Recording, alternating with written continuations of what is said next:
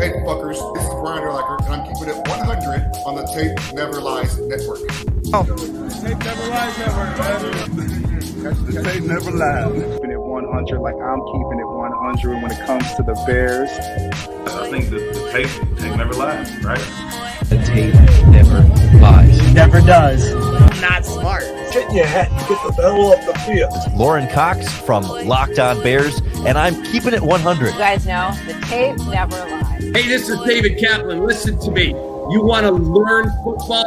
Listen to my guys, Phil and Shane. Keeping it 100, the Tape Never Lies Network. Courtney Cronin, beat reporter covering the Chicago Bears for ESPN and ESPN.com. And I am keeping it 100 on the Tape Never Lies. I'm Raymond Harris, the Quiet Storm, a.k.a. Ultraback, and I'm keeping it 100 on the Tape Never Lies Network. Home of the greatest Chicago Bears fans on earth.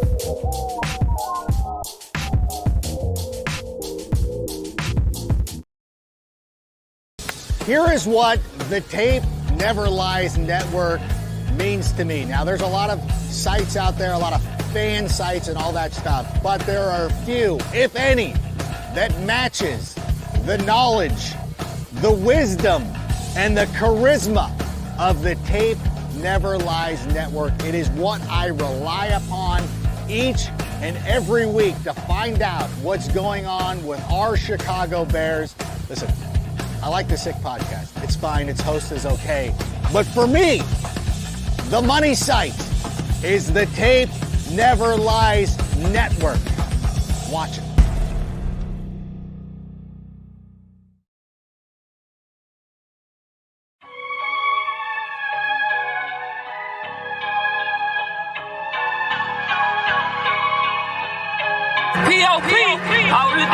It's performance over politics.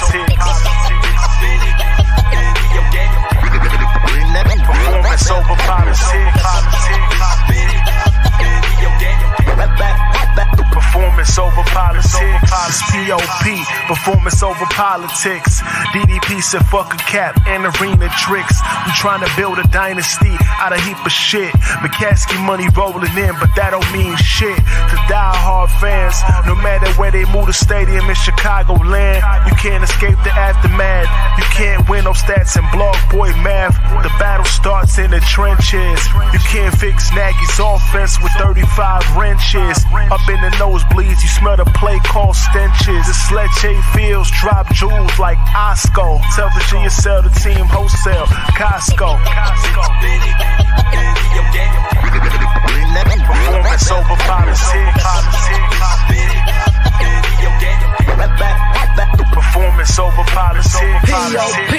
Pop that ass and play the best. You can have a ton of stats, but still be winless. Nagy still in this. Millhouse influence. McDonald's is hiring. McCaskey's grimace. Zero accountability. The wise cause regression. Performance is the plaza. The Bears stay at the West End. Guessing. Competition bringing out the best in anything you do but pace Bears faint obsession. Wrong personnel. This team never play the best. Performance over politics, the bare opposite.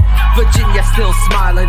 Millhouse praising culture. George talking leaders, reading script on his Osa. Where the bogus pay? Hiding behind the wise. Performance over politics.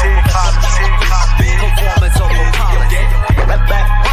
Performance over politics. Where the bogus pay? Hiding behind the wise.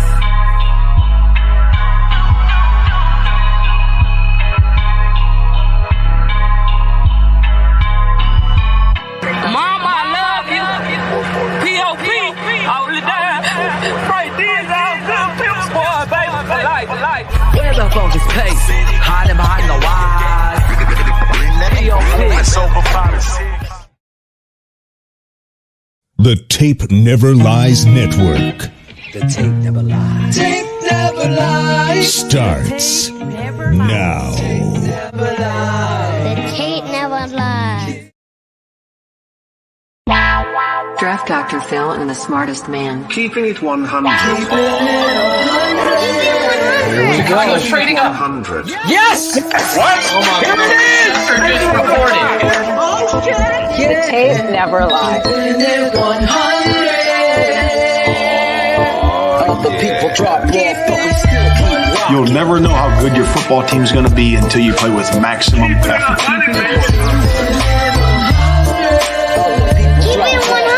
Keeping it 100. Open competition over the North and never give it back. Smartest man. My Chicago Bears select Justin Fields, quarterback, Ohio State. Guess who's back? The two dudes that kept it real. Dynamic duo that you love, the smartest man and Dr. Phil. Breaking down the film, never a problem, kick it straight. Most shows focus on stats, we focus on the tape. We keeping it 100, never running east to west. We coming with that truth, cause that's what our fans expect. Cut off the freaking anchor, forward to be free. But don't you worry, Shane's got the dumbest tweets. It ain't no secret, Phil and Shane got some haters. But now they're all stuck like the Jew and now and later. Debaters, frauds get kicked like Coach Tabor. Cuts had to be made, we added a barber moderator. Up and down, boys got you double checking. Sad sacks trolling like a fool drunk texting. Flexing on the truth cause you know they'll never change. Real, recognize real, that's what you get with Phil and Shane. What's the name? We do when we're breaking down the Bears. Fuck a play or a captain, all of the unfair. The tape never lies, the truth, you see. We laugh, we analyze, so there's no babies like Maybelline. Straight to the truth with acumen and facts. We got a stat nerd, but he's not just giving nerd stats. Car crash, big impact like trick sack. Every Wednesday night you got the smartest man and Phil back. Now we know you're smiling like a fat kid with fun dip. We're back better than ever and we keeping it 100. Keep it 100. Draft Dr. Phil and the smartest man. Justin Fields gets outside the pocket, puts that ball perfectly where only Mooney can get it. 1 point, 2 feet. Draft Dr. Phil and the smartest man. Keeping it 100, baby. Keeping it 100. Draft Dr. Phil and the smartest man. Keeping it 100, baby. Keep it 100. Keeping it 100. Bears never lies. Yeah, exactly.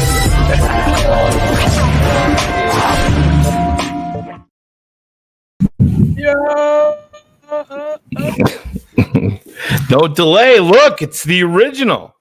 The original too. Nobody's here tonight. So we had to buy a little bit of time before we started.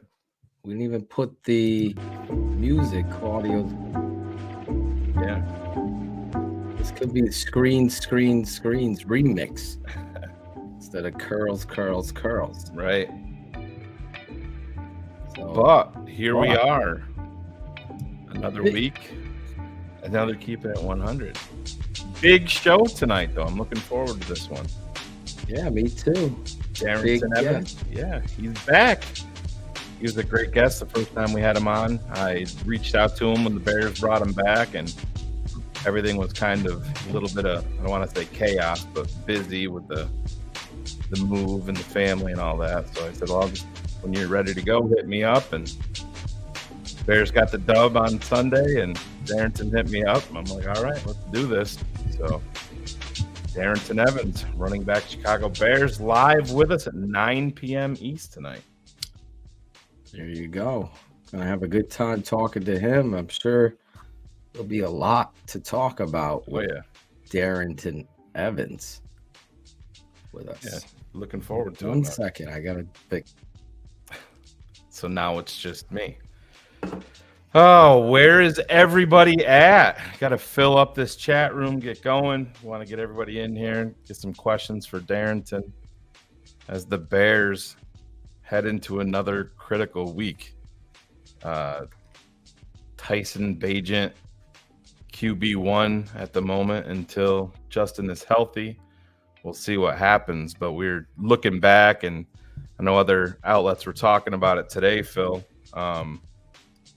Even with Cap and stuff like that, defense has played better, but if you look at the 5 quarterbacks that Matt Eberflus has faced and won as a head coach of the Chicago Bears, it's been Trey Lance, Davis Mills, Mac Jones / Bailey Zappi in one game, Sam Howell, and Brian Hoyer.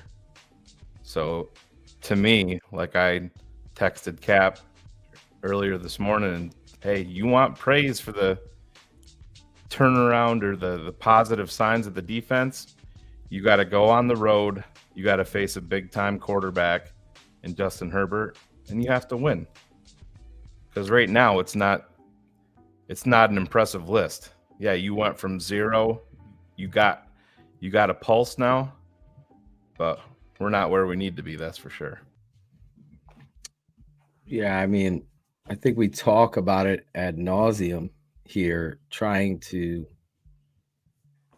educate fans all the time, whether it be with the tape or with the situation in regards to coaching or politics within it. But doing the film work, there's a lot of things that you have to look at. Tyson Bagent and Deonta Foreman and our guest tonight, and really like what you happen to see. And that doesn't take anything away from anybody else other than the fact that it's the Chicago Bears. It's the Bears that is doing this, and that's where we wanted to be, right? So I don't like how. I mean, we talked about it last week. We'll talk about it again, just to reiterate it. I'm sure you spoke about it when you went on with Greg Braggs. Like, the split shouldn't be there. You cheer for the jersey. We've always said that here. And then you analyze the players on the jersey in that. But when someone's successful, despite what you believe or wanted to believe, then you have to give people their due. It's just like I always use Mike Glennon or Charles Leno as a showcase for this. It's like if they played the way you would hope they play, then you would praise them. It isn't personal. It's just what it is. And everybody's going to have an opinion on things. But I like to be educated in regards to football takes. You're not going to be right 100% of the time. That's not going to happen. Like, some people are going to say, oh, Bagent's better than Fields. After 2 games, you've come to that conclusion? Not even 2 games. 1.5. There's not talent there, but this is the thing, Phil. And doesn't take it away from. I talked about it with Greg. With that, everything is an extreme. It's either penthouse or the outhouse. That's the analogy that I use. That's the problem. And that's there's no in between. Oh, Tyson Bagent played what? Tyson's the next him. He's the next guy in line. He's better than Justin. We're better with both of them right now. You want Justin Fields traded right now? That's literally the dumbest thing that you could do as a franchise. What happens if Tyson Bagent goes out, they get more tape on him, really, really struggles, and you're drafting 5th and 7th in the draft? Then you've screwed yourself. Everybody is so quick to react, and they want to nuke everything and move on and think that they're the smartest people going because, oh, I mentioned that Tyson Bagent was good in preseason. I said that we should have drafted him. Am I sitting here saying that he's the next guy? No, I'm not. Just pump the brakes. We haven't had consistency at quarterback in forever. And now you have an undrafted free agent play essentially 6 quarters and you're ready to move on from everything. It's foolish beyond belief. People are insane. I've never seen any. I mean, I'm just starting to lose faith in humanity, to be honest. Like this guy, Mr. McMagpie. I'm going to bitch about your shitty name. That's the only thing I got to bitch about. It's everybody that has the negative comment like that never has their actual picture up. Right. Their profile photo. Mr. McMagpie. Yeah. The shittiest AVI name. Because I mean, let's be honest. There's nothing but positivity to talk about when it comes to the Bears, who have been inept for 4 decades now. It's crazy. But there's no middle ground, man, and there's a clear division. People that are pro Justin Fields are nitpicking Tyson Bagent to death and vice versa. Just let this play out. If Tyson goes out and plays good again, that buys you another week to let Justin get his finger injury-free, his thumb injury-free. And the head coach already told you when he's healthy, he's going to be the starter. He told you that. He's on record as saying that. It's a long ways to go, and people are making these grand proclamations because they have no tie to it. It's easy to make a comment in a chat room. It's different when you put your face to it. Oh, Phil and Shane loved Mac Jones. Phil and Shane loved this. They loved that. Put your stuff out there. Let's see how you do. Phil and I aren't going anywhere. Phil and I aren't going anywhere. We'll own it. But just stop with the grand proclamations. It's nauseating. And why? You're not a Bears fan. You're choosing a player over the Bears. I just don't get it. I don't understand. As much as I love David Montgomery, my loyalty doesn't go to Detroit. It makes zero sense. You analyze the players that are there. And I'll say this, I'll use Tony Romo as an example. I forget who was in front of him. Was it Bledsoe at the time? Bledsoe was with Tom Brady. Who was the Cowboys starter when Romo was undrafted? Do you remember? Was it Carter? Quincy Carter? Yeah, I think it was like Carter was there and Bledsoe and that whole crew. Right. So Tony Romo wrote his story by competing and playing the games. And we started a network under the guides of my dad's "The Tape Never Lies" comment, right?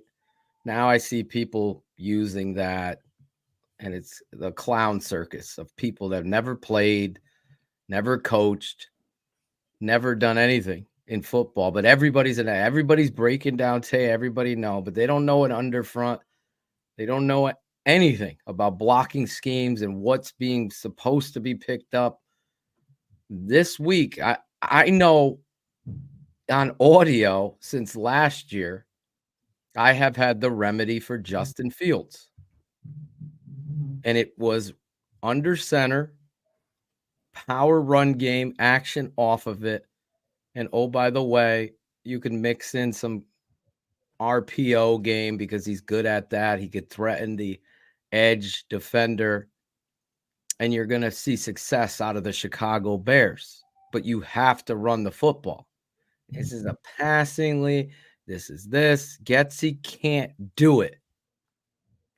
The pointed blame has always been Eberflus and Getsy. Prior to that, it was cutesy pie Matt Nagy, which was proven right again. I don't hedge a bet. I don't. Justin Fields has lacked consistency in what Getsy and Eberflus, Ryan Poles, or whatever they're meeting up, talking about. This is what we're going to do. Justin hasn't been consistent in it. That is the truest I can be. It hasn't been pretty at times. And he falls in line with everything surrounding him in Chicago. Exactly. And inconsistency. And okay, that's not an excuse. It's just some people are going to want him to overcome the lunacy. But I tell you, when you are trying to take away what Justin does really well, like we're going to make you a pocket pass. That shit doesn't work. It doesn't. You can't do that to Mike Vick. You can't do it to any football player that's able to move. You got to let them play the game. The issue is Getsy and Eberflus. And yeah, you saw Toss getting on the edge, and it shouldn't be, the Raiders, that's how we're going to attack. You have to find your identity. This is what you do well. You run well. This team couldn't figure out Deonta Foreman. Me and Shane, sorry, blog boys, fake video guy. You weren't calling for Deonta Foreman. You were calling for Khalil Herbert to be a number one back. He's not. He's not. He's a good back. He's a great shuffle him in type of guy. In fact, the guy that's coming on tonight shows more legitimacy to start. 100% has to be on the roster moving forward, my God. Phil. And we're I'm not just saying this because he's on the air. I mean, I'm cutting tape. Tomorrow I'll release it. What Darrynton does is pretty goddamn impressive. And he would have been I'm not going to speak for him, but I'll just say he could have been very, very close to a 100-yard rushing day Sunday, but he had 3 big runs called back because of penalties. He did, and he played his butt off. Brandy Brown, $1.99. Excited for this one. TTNL, the best ever. I appreciate that, man. It means a lot. There's a lot of hard work. I mean, Shane and I have regular day jobs. Then I'm coaching football, getting off the practice field, talking to those kids coming over here, have to get something to eat, and jump on the air and talk football and the Bears. I mean, cut tape up and be educated. Never, ever just throw shit out there, see what sticks. Let me hedge my bet here. Let me bet against. I don't bet against Eberflus. I look at what he does, and that's where I come from my opinion. Same thing with Bagent, Fields, Cole Kmet. You all knew how I didn't want Cole Kmet signed. I wanted him to prove it this year. And just like I predicted, he is below average. That's what he is. You're paying him like he's a top 10 tight end on tape. I'm just saying, it's not. It's terrible sometimes, and then is he going to figure it out? No. That's the kind of stuff the Bears have done consistently. I'm dying to get a tight end that's just a dominator. We haven't had that. I don't know about Cole.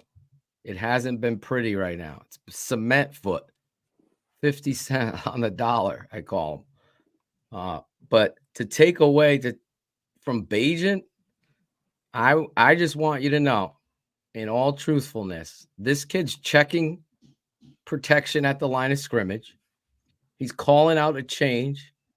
He's redirecting the play call, whether he's calling, it's coming out of the huddle going right, and he's checking to run it left.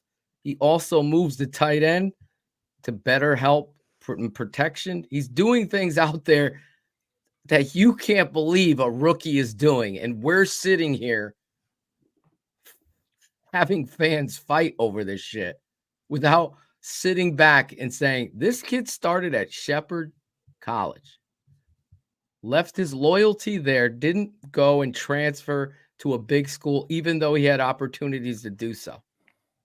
Goes undrafted, signs with the Bears, busts his ass in camp to become the second string quarterback, only to have politics invade. And I was told Justin had some competitive issues with it. We'll just call it that. Phil, I called. This is a guy that we both know and a guy that you worked with, but this is what we do here. And obviously it's nothing personal, but I'm going to call John Wood out anyway. He sent out a tweet. This is in game about Tyson Bagent when he was pulled before half for the Hail Mary. And this is what John tweeted out. I watched at training camp as the Bears quarterbacks each took about 10 tries at a net in the end zone from midfield. Bagent was at least 5 yards short on all of them. This explains why he was pulled before half and why he will never be more than a QB2. Now, this is at halftime of the last game.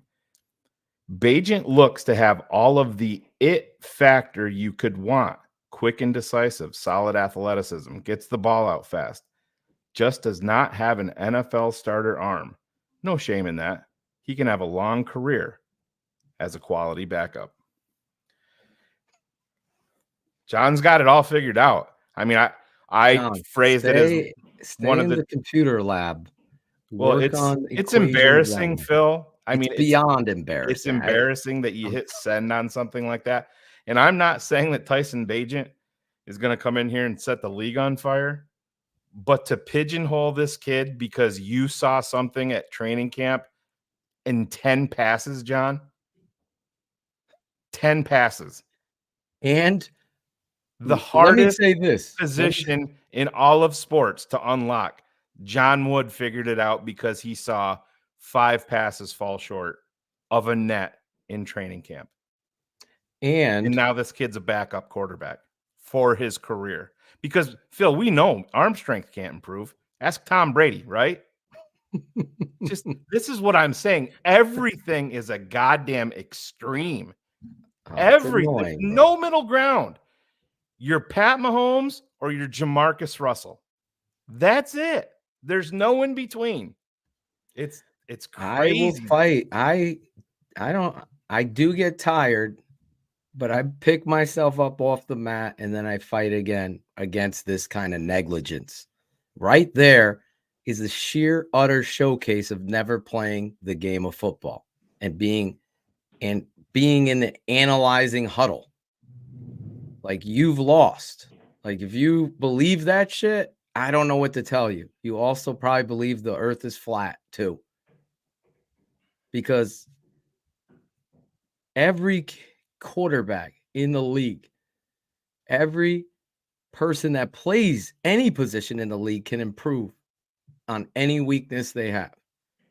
But I can tell you this, arm strength is easily fixed. Easily fixed. And I will tell you this as well. I will go to my grave knowing that Tyson Bagent has a better arm than Nathan Big Arm Peterman.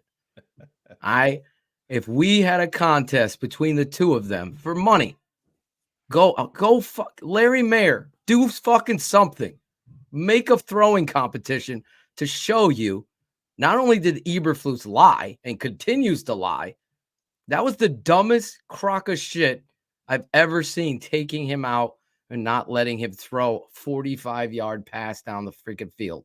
Number one. Oh, by the way, Nathan Peterman, he looked like a new kid on roller skates at the fucking roller derby, flying out of bounds and not even getting the fucking throw off. That's how dumb that was. But wait, there's more. The kid goes out there, the kid being Tyson Bagent, and they win he's winning the game. He's winning the game. As an undrafted kid, goes out there. Bears haven't won at home in a year. Your head coach put Nathan Peterman in victory formation. To me, that's football negligence. It's a sin. Tyson Bagent should be out there with his teammates, Deonta Foreman and Darrynton Evans right behind him, carrying the rock all day, and they take a knee and they celebrate this victory together because they got us there. And that's how you do it as a head coach. You don't bring Nathan Peterman out. I just don't get it. But anyway, I'm ranting because I want to see this team turn around. And I'm tired of the fans nitpicking. Can't we have it all? Speaking of have it all, look at the spread that we put for this guy. The lobster tails he's enjoying in the green room. We had to coax him back from South Beach. You had to get him back. The PS5 we put there for him to enjoy as he waits. Let's bring him out, get him right in the game the way we do. You guys know him, number 25. I mean, I know he didn't hear us talk about him, so I'll say this. Impressive. impressive this Sunday. No smoke being blown here. Cutting the tape today, some of the things I'm going to show you that this man did just instinctively is outstanding. Let's bring him out. This former Barracuda turned Mountaineer got his chance and made the most of it at Appalachian State as the 2018 Sun Belt Conference Championship game MVP. He took that momentum into 2019, where he garnered Offensive Player of the Year honors in the SBC, and followed that up defending his championship game MVP honor with some more hardware as the 2019 New Orleans Bowl MVP. The 93rd overall selection and the 2020 NFL Draft by the Tennessee Titans.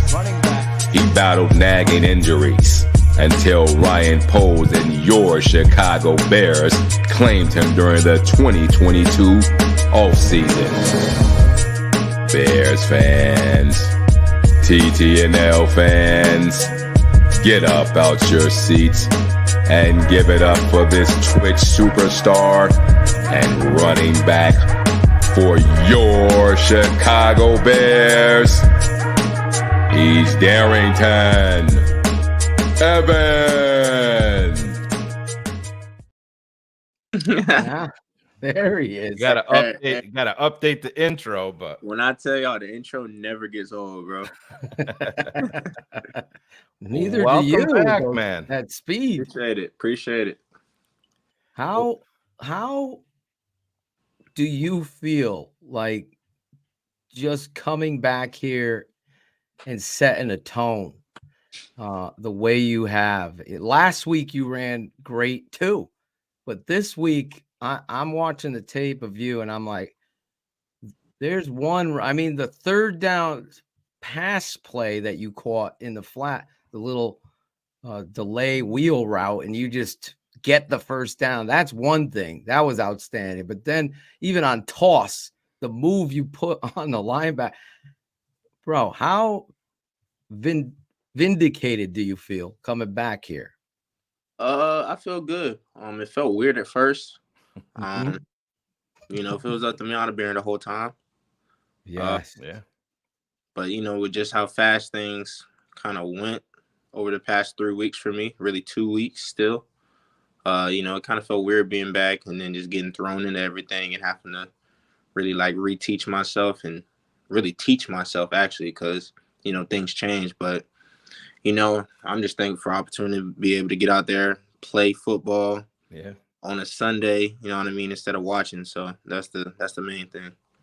I remember hitting you up in the preseason, Darrynton, that Buffalo, that run, the touchdown run. I'm like, man, I hated to see it happen against Chicago, but I'm like, dude, I was so fucking proud of you. I said you could just see the emotion that you showed. It was like, you know, just telling everybody that just give me a goddamn chance, you know, and you could see it.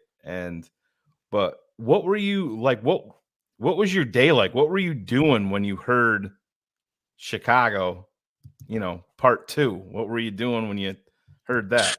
Man, so literally, I'll give you the whole rundown of the day, man. So I was still in Miami with the Dolphins.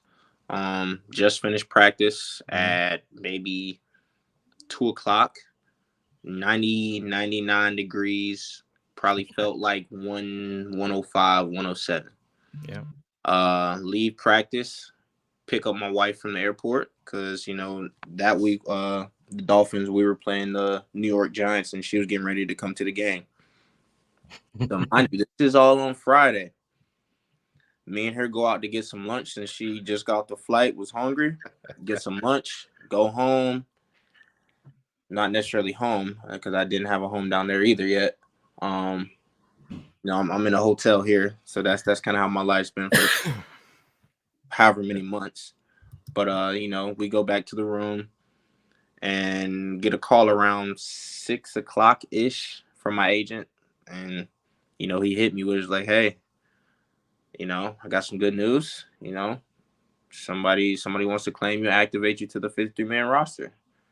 And to myself, I'm thinking like, bro, it's a game in 2 days. Like, who's claiming me with like, you know what I'm saying? Like, we got a game in 2 days. Like, who's claiming me? So I was like, all right, where? And then he said Chicago, and I was like, all right, it makes sense. Everybody just went down, like, you know. Yeah. You know, they don't want to have to get somebody who really doesn't know the team, how things are ran in the building, expectations, all that stuff. So, you know, I was like, all right, cool. Like, let's make this happen then. And then ended up having to same day that I just picked my wife up from the airport, get her flights and everything rescheduled, pack up my apartment down there. Actually, I'm still closing on my stuff down there. Like, my parents are trying to help me with that now, with everything in Miami. But shoot, my wife, I couldn't have did it without her. Shoot, she helped me pack up the whole everything, all my clothes, this, that, put everything in my car, and then switched her flight from Miami on Monday to about 3 hours north. She had to drive my car to my parents' house and fly from there. And then I flew to Chicago, got my physical, flew to like my actual house to get some winter clothes because all I had was like Florida summer Miami clothes. Yeah. And then flew back to Chicago within all of like 24 hours. So it was crazy. It was crazy. Now, how hard is it for you so you were with the Colts, Bills, then the Dolphins. Am I missing another team in there? Nah, you hit it right on that.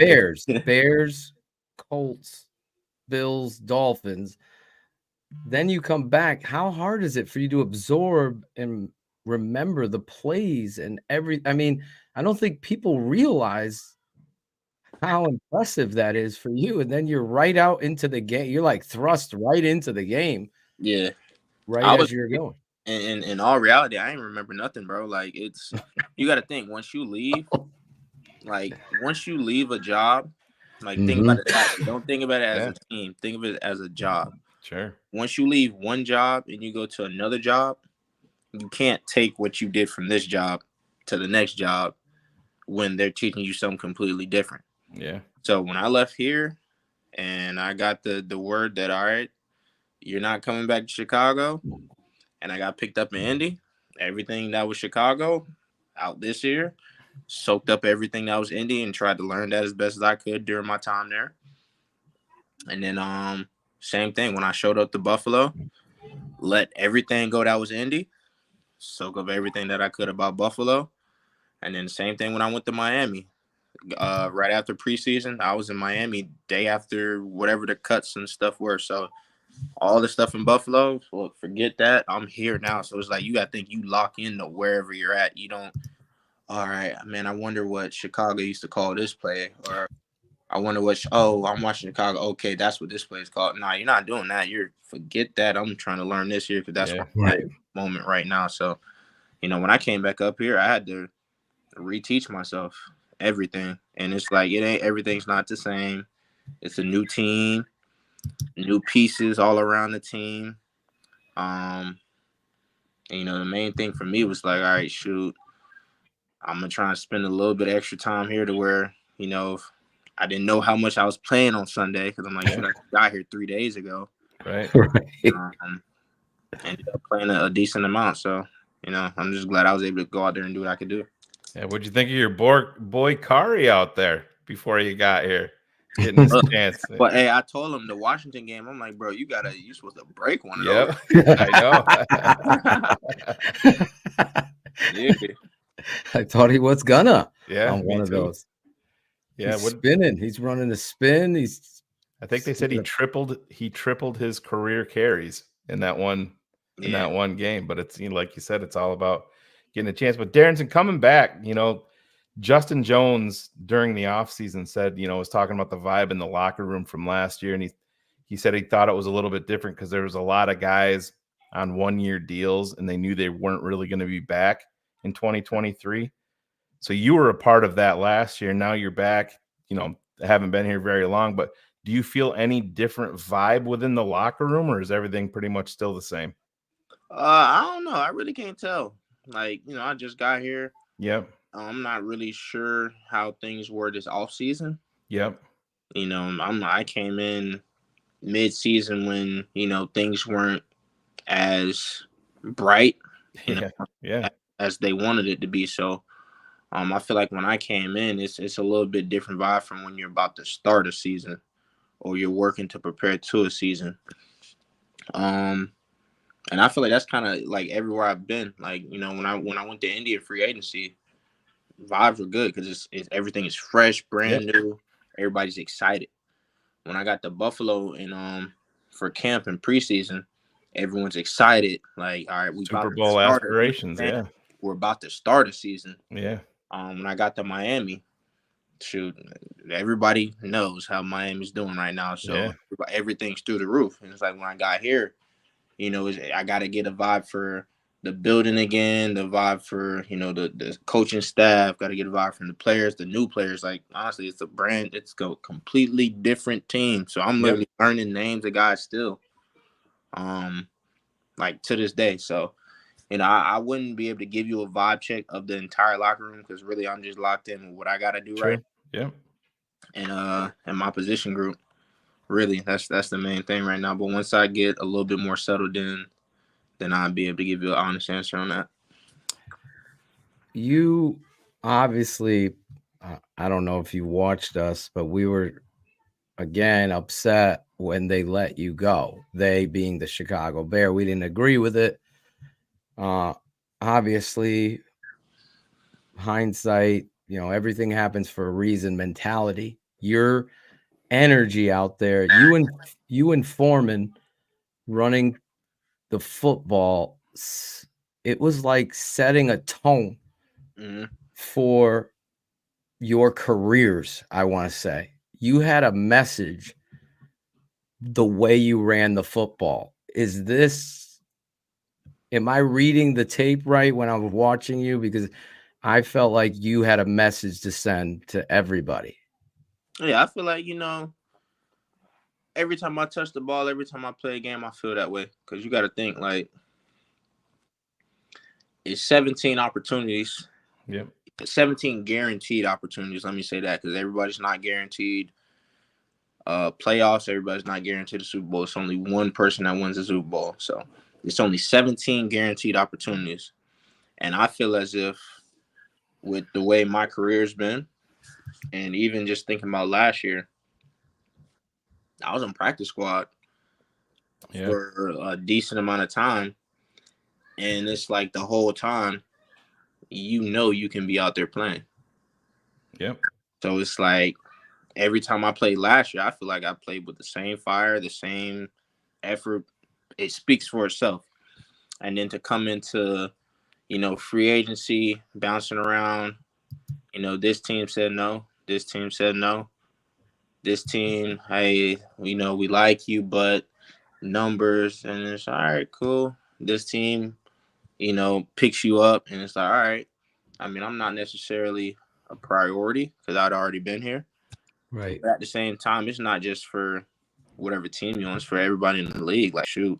Right. Like, I'm going to show everybody, every time I get the ball, exactly what I can do and what I know I can do.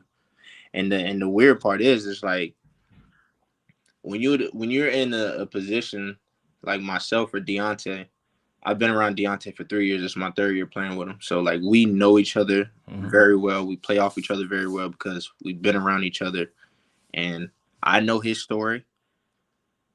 Literally, my rookie year, like, he was one of my vets in my room in Tennessee for my first 2 years. So it's like hearing his story and how he came up and just him just, like, cherishing the game, telling me, like, bro, like, I missed the game. And, like, you know, for me to get a chance back now, which was back then in Tennessee, it's like I cherish it a lot more. And I just want to be able to show everybody that I can do this.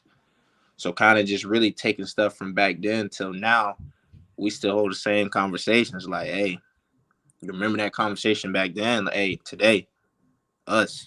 Yeah. Let's show everybody, like, you know what I'm saying? We shouldn't be no second, third, fourth, fifth, sixth option. Like, we are elite at what we do. Let's go put on the show. So it's like every time you touch the ball, that's how your mindset got to be. Did you give him some shit on that first hurdle? I gave him some on both. Yeah, I gave him some on both. Because look, the first one I said, bro, what is you doing? Like, you tripping. Yeah. And then the second one, I'm like, bro, if you would have just hit him with a 1-2, you might have busted broke it. the Yeah. whole way. Yeah. Like, Yeah. I'm like, man. He's like, yeah. And I gave him crap. I still give him crap for that right now.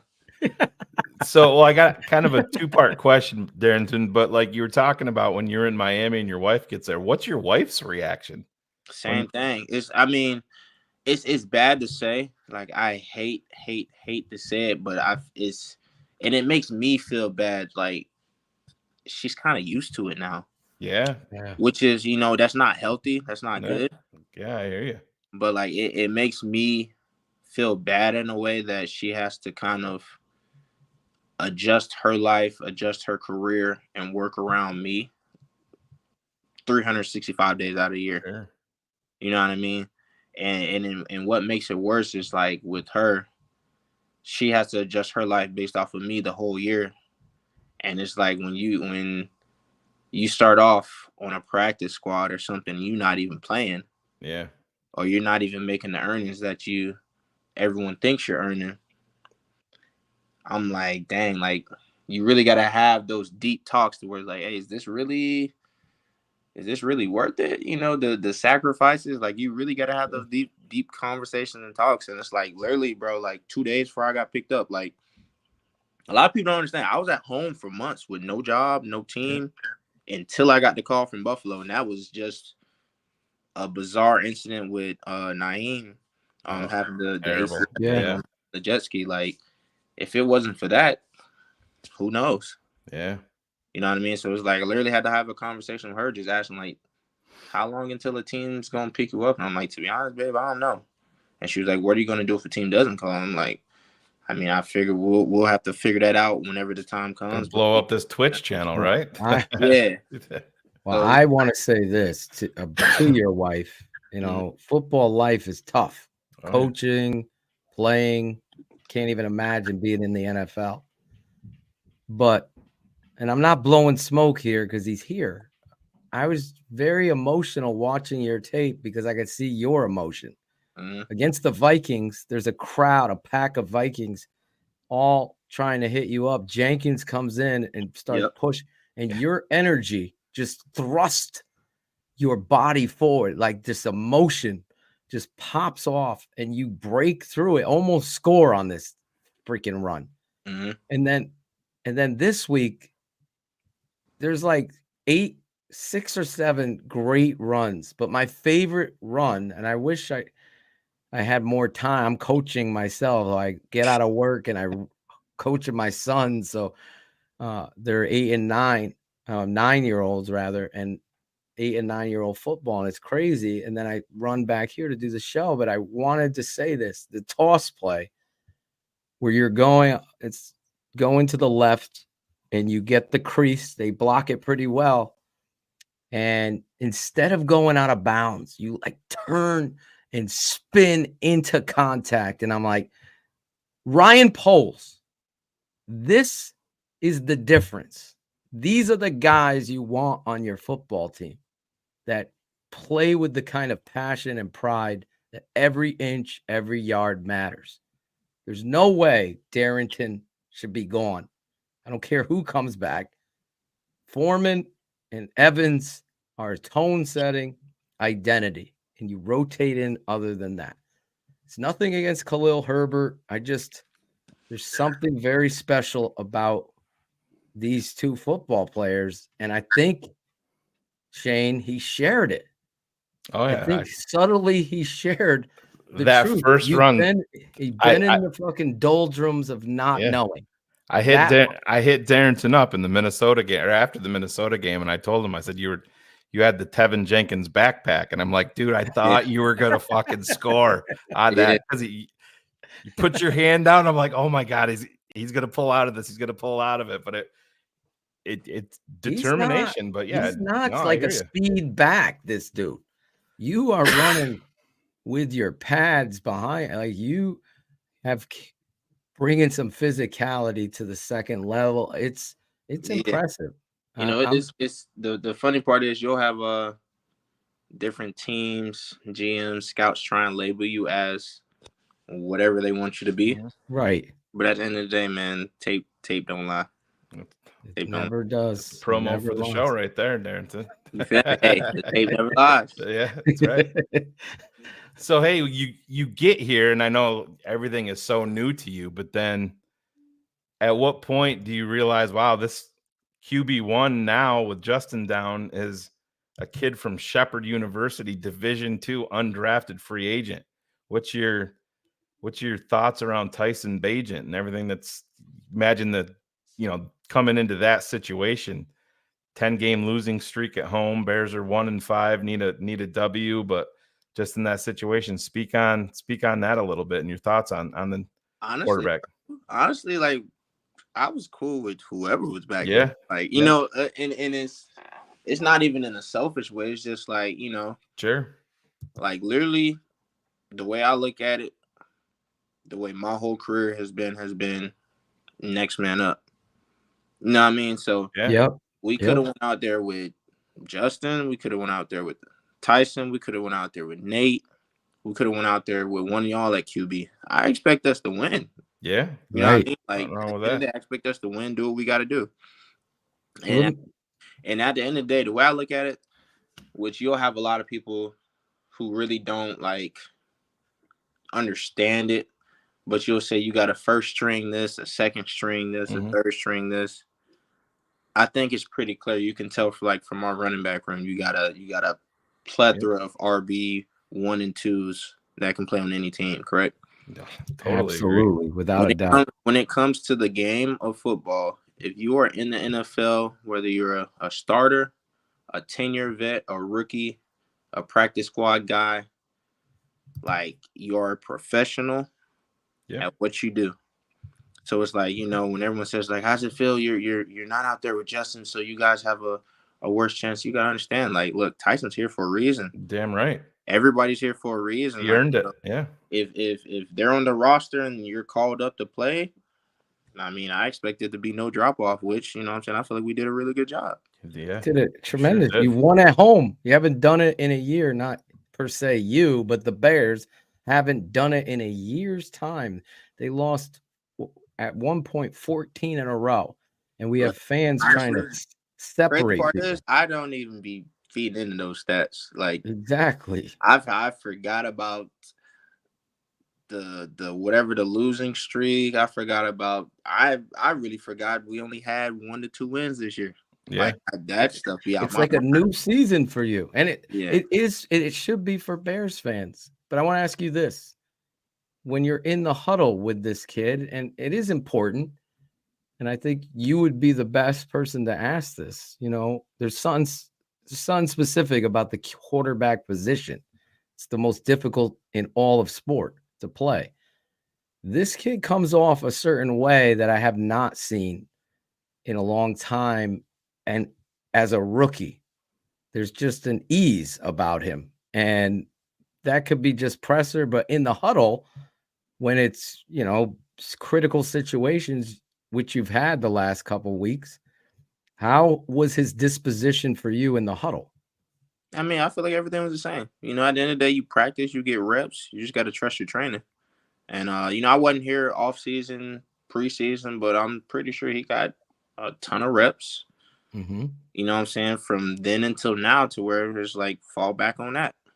Yeah. At the end of the day, as long as you do what you do what your coach should do, you've done it 100 to hopefully 1,000 times since he got here until now, to where it's second nature at that point. You know what I mean? It's not like it's something fresh and brand new, like he just got here. You know what I'm saying? He's been here the whole time. So, he's got months under his belt to where, he can fall back on that, lean on that, and as a quarterback, you're just the guy calling the plays, making the checks here, making that. Yeah, you got a harder job, but at the end of the day, when you got a good group of guys around you, right?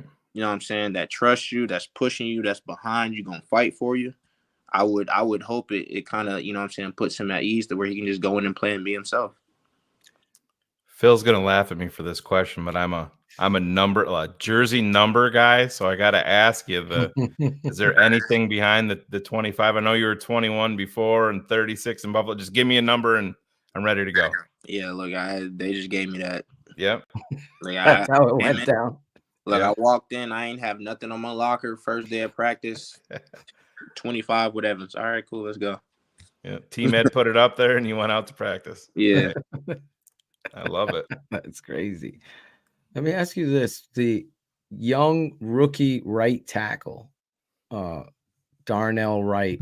You know, you're here a couple weeks now, but he's playing with a hurt shoulder on this Sunday, and he's firing off the ball, showing just tremendous ability. Like, you've been around the league, obviously, telling your story. Have you seen a big man be able to move like this before? Honestly, I didn't even know anything was wrong with him, like, all week during the game until after the game when I see everyone posting clips on Twitter. I'm One like, arm, yeah. I'm like, oh, snap.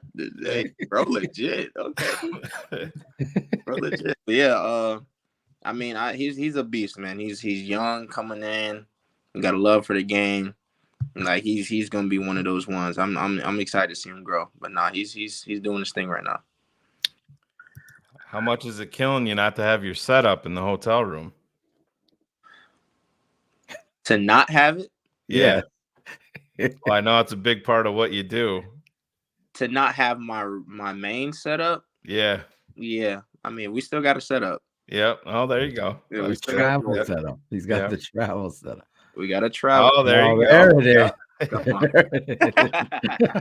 When I hit him up when he came back, I'm like, we got to get you back on the show, bro. And he's like, oh, shit's a little bit crazy right now. But he's like, I'm definitely going to come back on. I'll hit you up. But I can't even imagine, man. That's like you're saying, just with, you know, real life, just away from football, just handling, like you said, the family and the logistics of it all. I would say, like, when it comes to moving cross country 3 to 4 times within 2 to 3 months, like, the hardest thing is the logistics outside of football. Like, coming in, learning playbooks and learning the new team, staff, systems, all that stuff, that's tough. But, like, man, it's like once you got to focus on everything outside of that along with it, it's rough. Like, today, like, I had to tell my coaches, like, hey, I got to keep my phone on me because I got to get a call from this leasing office to make sure everything down in Miami is closed. Because literally as soon as I got an apartment, a couple days later, I'm out. So I'm like, dang, I shouldn't even try to, get an apartment. So did they let you out the lease? Did they let you out the lease, or you have to pay a couple They're letting me out, but they give you a hard time. Oh yeah. Everybody gives you a hard time. So I mean, it comes with it, I guess you could say. It's the dream. Yeah. I guess. Part of the package.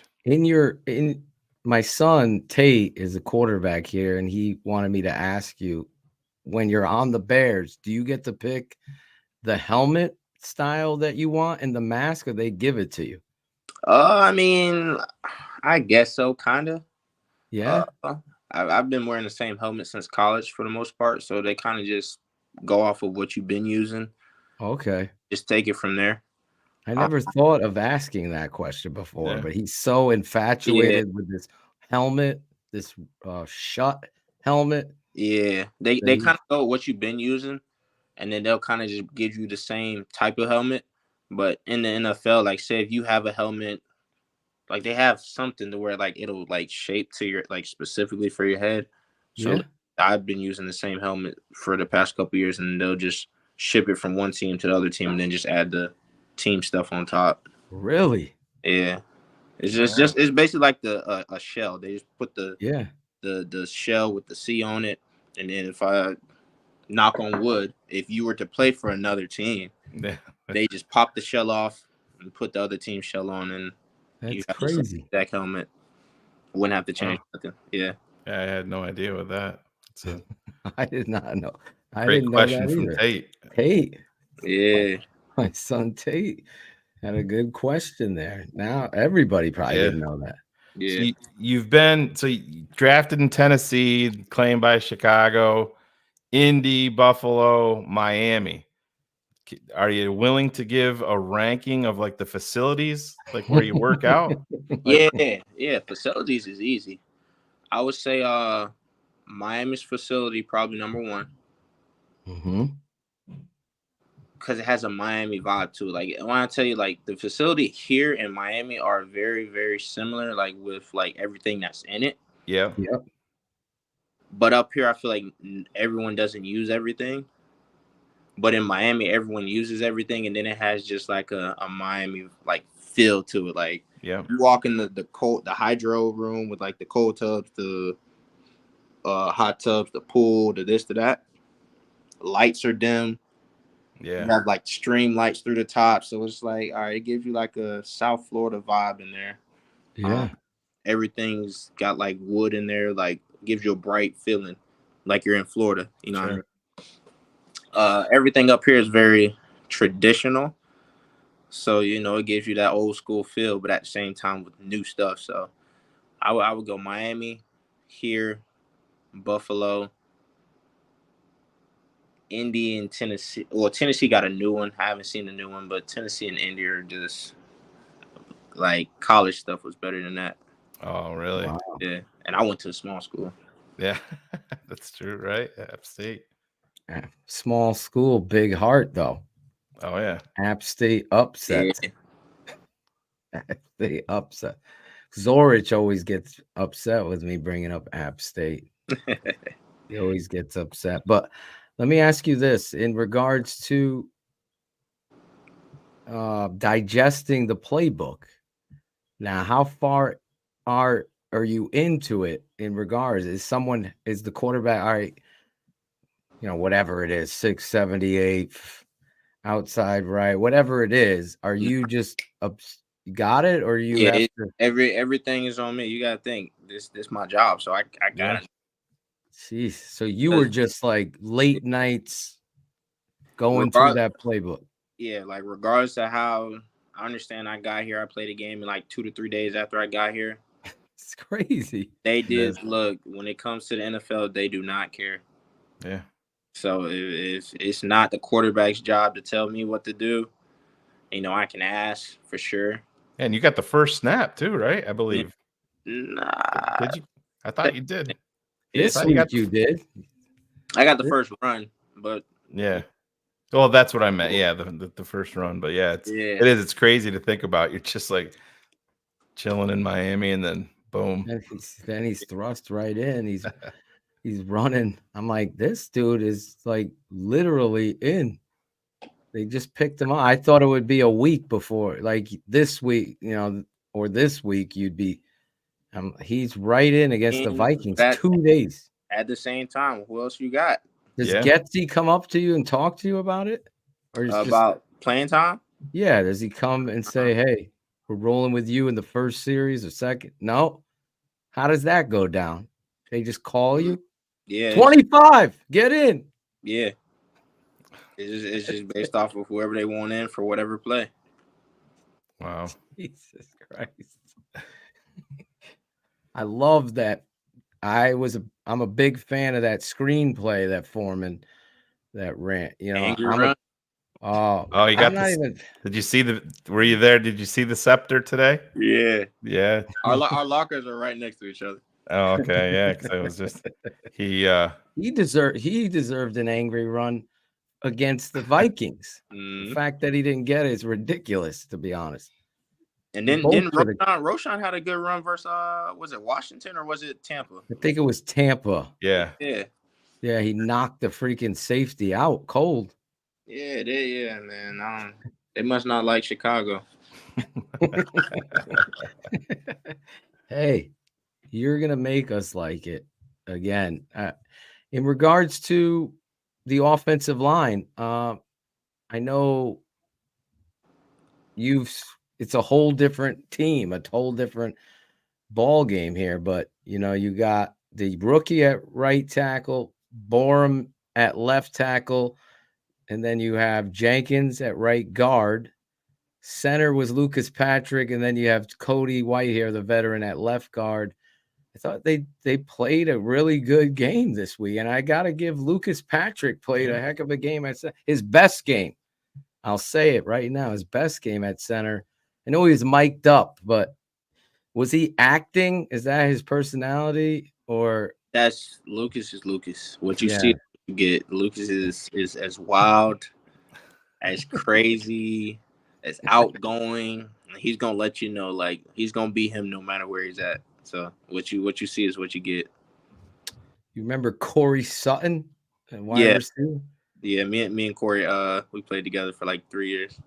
So his best friend's son is Corey Sutton. Okay. Shouting him out. Shout out Corey Sutton. So are we excited about LA prime time? Yeah, this will be my second time going to LA playing the Chargers. Yeah, is it in the new stadium? Earlier. Nah, like literally this year. Like he played him. Oh, right. Yeah, Jesus, I'm forgetting. Yeah, he's going back to Cali. How do you like the field out there? The stadium's nice. The field's it's rough. That's why I was asking. I've heard that from a couple of different people that said it's not great. Nah, I don't really like the field, but the stadium's beautiful. It's amazing, but the field feels like concrete. Because that used to be the issue here in Chicago, Soldier Field. The turf always used to be an issue, but they switched the grass last year, and you're on it. How's that hold? It's a little bit better than it was. Yeah, it's not quite as shitty, huh? It is better. Are they painting with the wood chips again? Sawdust, painting it green. I hope not. What's the deal with? Is it that rubber tires broken up in Cali, or is it? I just think we just need to go grass. Every team need to go grass. The NFL has the money for it. It's no reason not to be. Football is a game that's meant to be played on grass. Simple as that. If you can do it for soccer, when soccer teams come in and whatever, you can do it for us. So it take down on injuries. Yep. Take down on concussions. Take down on non-contact stuff. Like football is meant to be played on grass. Who has the best field in your opinion, like as far as grass field to play on? Honestly, I don't think I'll get any. I like Lambeau's grass. Lambeau's grass is smooth.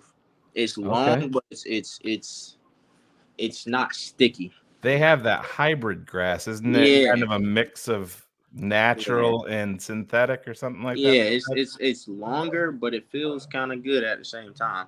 And when I played on it my rookie year in the snow, like guys were slipping, but you weren't slipping crazy. Like it wasn't too bad. So I feel like they take good care of it. Let me say that. Yep. Tennessee has turf now, I think. Mm-hmm. James, it's so hot and humid down there in Tampa. What was the Dolphins stadium, grass like? Is that never got to play an actual game on it, but just walking, it felt good. Yeah, walking up felt good. Jeez, you never got a game on it. Yeah, Buffalo has that hard turf too. Yeah, right? I don't like Buffalo's turf. That's there, boy. That's an ankle sprain waiting to happen. And they're trying to get a new stadium too. It's right across the street. Yeah. Are they going to be grass or no?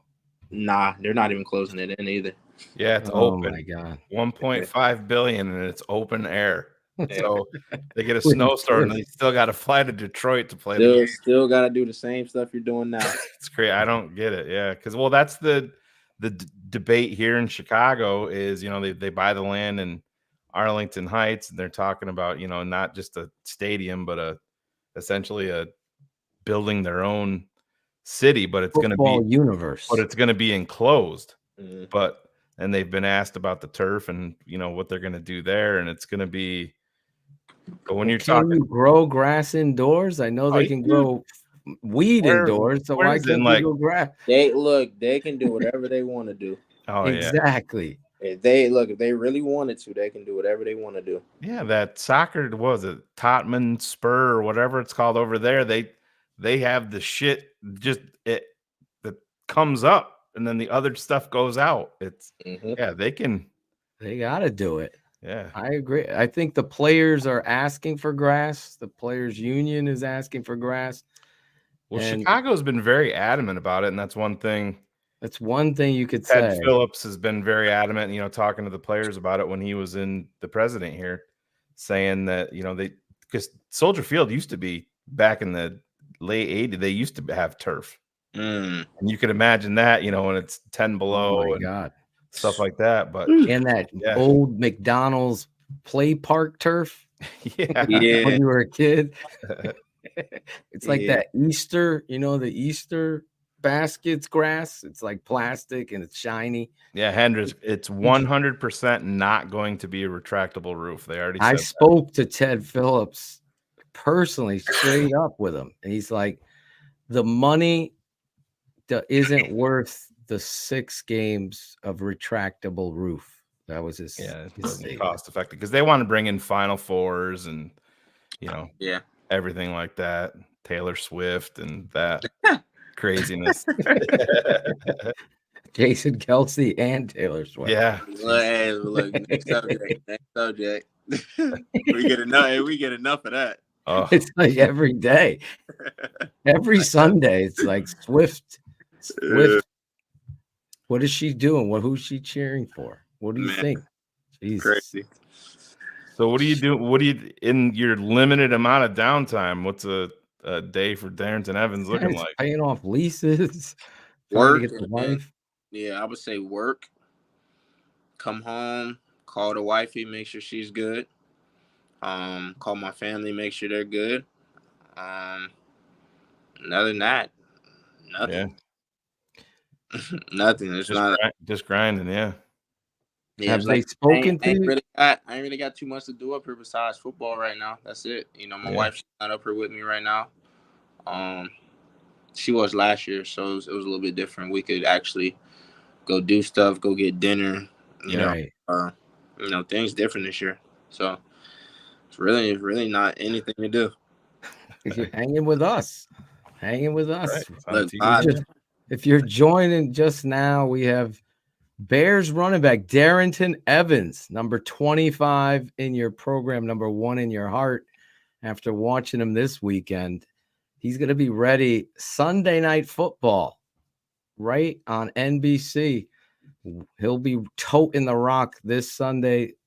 It's been announced, obviously. Everyone knows that Tyson Bagent will continue to be the starting quarterback this weekend. Darrynton's going to be in there going up against former Chicago Bear Khalil Mack. Now, here we go. Darrynton on a slide protection. Hopefully Getsy doesn't put you isolated on Mack. I don't see I can't even think of a predicament where I would be on Mac. So ideally, I don't think so. We've seen a lot of crazy things happen in Chicago. I don't want to get you into any trouble, but I'll just say crazy shit has gone down on tape. And I'm like, what are we doing here? They totally fucked over Foreman a week ago. We'll just say that. I'll leave it there. I don't want to get him in any trouble. But screen game. Are you a big fan of the screen game? I'm a big fan of whatever gets us first downs. Whatever gets him first downs. Are we going to get it? He wants to know, are you going to give a celebrate, a TTNL celebrate? Can you go like this? Like the tape never lies. You score? Get in the end zone. Look, I got something already planned, but look, if we get two in a day. Okay. Deontay got 3. We'll get Darrynton too. Darrynton. We get to that point where we get 2 or more, we definitely can throw it in there. Yeah. You got a TTNL opportunity if he gets how 2. Long, so your celebration that you're talking about, how long have you been sitting on this one? Man, probably about a week. Yeah, nice. Probably about once I got the call back, I was like, okay, like I gotta think of something. I've been in Miami too long with Tyreek. He's been going up after every single one. I'm like, okay, yeah, shoot, bro, I gotta think of something. I can't be the oddball down here. Speak on. I know this is we're Bears centric, but speak on Tariq. Just to watch him on TV. I mean, it's like crazy. I was sitting here with my son the other night when they're playing Philly, and I'm like, yeah, Philly is a fast, and he just was 6 gears fast. It's just insane to watch. And that's the thing. I will say, being on that Miami team, that's the first team I ever felt slow on. Yeah, like Waddle and Hill. Yeah, it's crazy. Like you got not even just on the team, in the running back room, I felt slow. Mm-hmm. Really? You got Mostert, mind you. Rita? Me and Raheem grew up together. Me and Raheem Mostert grew up together, and then you had Devon, the rookie. A-Chain, yeah. So it's like, dang, bro, I'm not even top two in the room. Like, shoot. and then you get to the offensive meeting, and you got Waddle, you got Reek. So it's like, bro, like, yeah. Yeah, like they would have conversations about in practice. Oh, you only ran 21 miles per hour, bro. That ain't. I'm like, bro, only? All right, yeah. Let me just leave this conversation. Yeah. 21 miles an hour. It's flying for a human. What was being. the fastest you saw him hit in practice? Probably like 22. Wow. Yeah, probably like 22. That is bonkers. This dude is like a blur sometimes. Yeah. When you make NFL players look slow, there's some serious speed. He ran by Bradbury the other night, and you could just see Brad. He wasn't even expecting it, and it was just boom, gone. Mm-hmm. It was just like, and there was no recovering from it. I mean, it's over. You can't. Over. Like as a defensive coordinator, you can't even be mad. Yeah, it's crazy. Let me ask you this: as Ryan, the agent calls you, tells you the Bears are signing you, and there's I know I get I don't know you, but I get a gist like, oh, okay. There's some hurt there because you felt like I'll just speak for we felt like you deserved to be on this roster this year, not what was kept. We'll just say that. So then you come back. Does Ryan Poles and Ian, do they come and talk to you at all? Yeah. Look, I talked to them before the preseason game. Like it was. Yeah. You got to understand, at the end of the day, everybody's got a job. Everybody answers. Like everybody has a boss at the end of the day.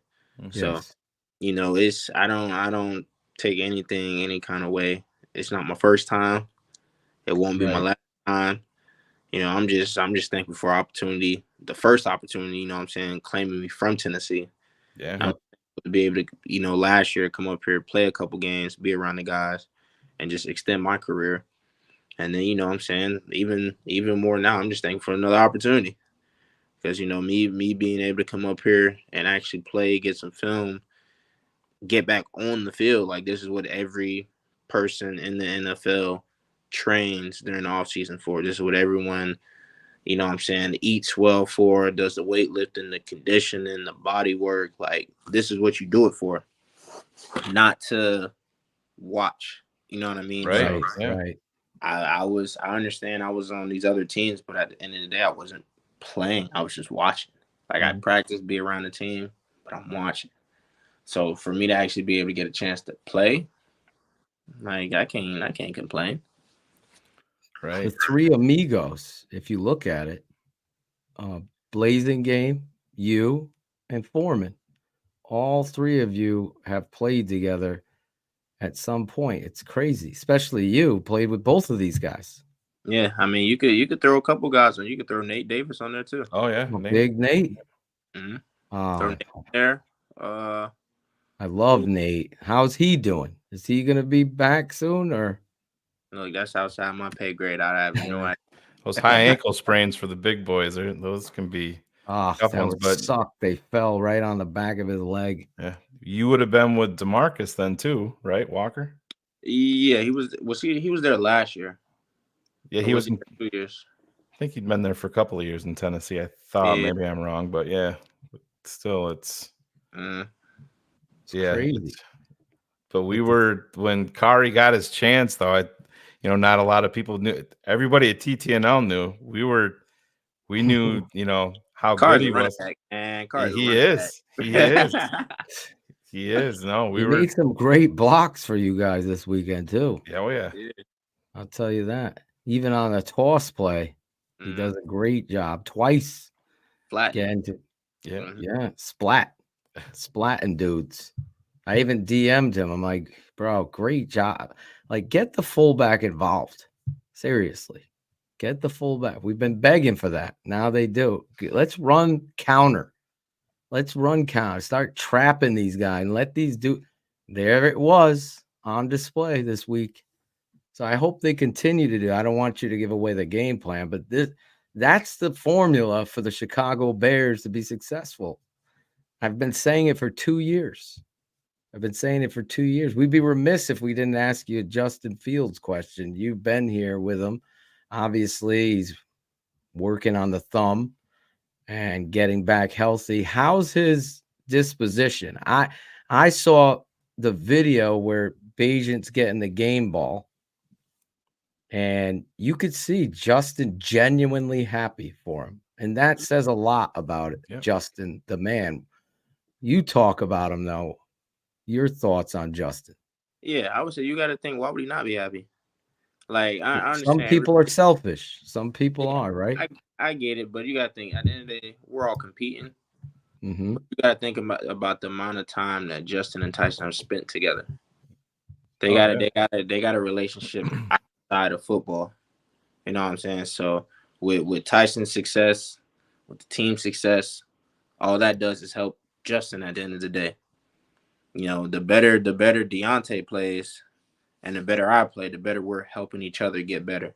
Exactly. You know what I mean? So it's like everybody's happy, man. Everybody's happy. And that says a lot about your character too, Darrynton. And we saw it when we first had you here and on the show with us the first time. We were excited about you because you have the right quality. My father would say to me, some players don't know what it's like to miss a meal, right? The players that do know what it's like to miss a meal are the ones you really want on your football team. When I watched Darrynton run and Foreman run this Sunday, they missed a few meals. And they were out there setting the tone. And hopefully this season, me and Shane were saying it was crazy because the Bears were playing so poorly. Everything could go wrong, did go wrong. Play calls, decisions, all of it, right? You still have 11 games left. Like, it's not over. And here we are at the precipice with you on the show. God, thank you, because you went in there and set a tone. You set a tone. Like, you should have had 100 yards yourself if there wasn't some fucking penalties. Right? When I DM'd him, I said, "Oh, that's what he came back with." Just so. But that's what it is. Yeah, you had 3 big runs called back. Oh my God! And I don't know if you got to watch the TV copy of the game, Darrynton, but they had the camera right up on your face after those runs, and you saw that flag, and I felt like, oh, he's fucking killing him. And we'll get it back on the back end. Yeah. This Sunday, Prime time. In the Giant Theater of your man cave, wherever you are. This guy, number 25, your Chicago Bears. He's missed a few meals. He's living in a hotel. He's got his backup video game system with him. Thank God for the laptop. And his wife isn't even there with him. Yeah. Let me ask you this. You're sitting out. It sucks. Thus, my question. Do you have like anxiety of what you're going to do? Like, seriously, you have those that they're trying to tackle you. They're trying to invade you. And do you have to battle that? As in, repeat that? Do you have those dark thoughts? Like, am I ever going to get a shot again? This might be it. You're looking at this woman who supported you 100%. Mm-hmm. And now you don't know. So you're sitting there anxious. Am I going to get a shot? I mean, I feel like in the moment, you know, yeah, it sucks, but at the end of the day, I was at peace. I mean, Really? I did everything I was supposed to do. Right. You know what I That mean? says a lot, man. Yeah, I did everything I was supposed to do. I did everything the right way. So I could not be mad at myself for anything. You know, at the end of the day, you know, God blessed me with another opportunity, but you know, just make the most of what I can. Steward the talents He gave me, the best of my abilities, and you know, from there, you just gotta have faith. Like I tell people all the time, it's like I'm not sure how much y'all read in the Bible and stuff, but like I feel like my journey the past 12 months, you could say, has been like an Old Testament kind of journey where you just gotta have faith. You don't know what's gonna happen, but you just gotta have faith, and then from there, whatever happens, happens. And I'm looking at the positives with everything, man. Like it is what it is. You know, I'm doing what I can do. I'm here right now. I'm just thankful every time I can go to practice, because even like forget even not playing games. I remember it was a time I couldn't practice. Yeah. I remember it was a time I wasn't in it. So it's like, you know, it takes things to the next level when you actually think about how little things can like change and how fast they can change, but people really don't think about it until it happens. So I don't know. I was at peace, but you know, I just felt more bad for her. Right. Knowing she wants to support me, she wants to be there for me. And you know, with her being there along the whole way, and like my parents, you can tell they're trying to check in on me, make sure I'm okay. I just want to make sure your mental's all right. I just want to make sure you're doing okay with that. I'm like, Mom, Dad, I'm good. You know, then I'm straight. But yeah, but it speaks to how truthful you're being, though, because it speaks. You can see it on the field, man. Yeah. You know what I mean? You can see the aggression that you're playing with, and just that you can tell that Darrynton Evans loves the game and that it matters, and that every yard does matter. When they say it's a game of inches, you know they all add up. I need the whole thing.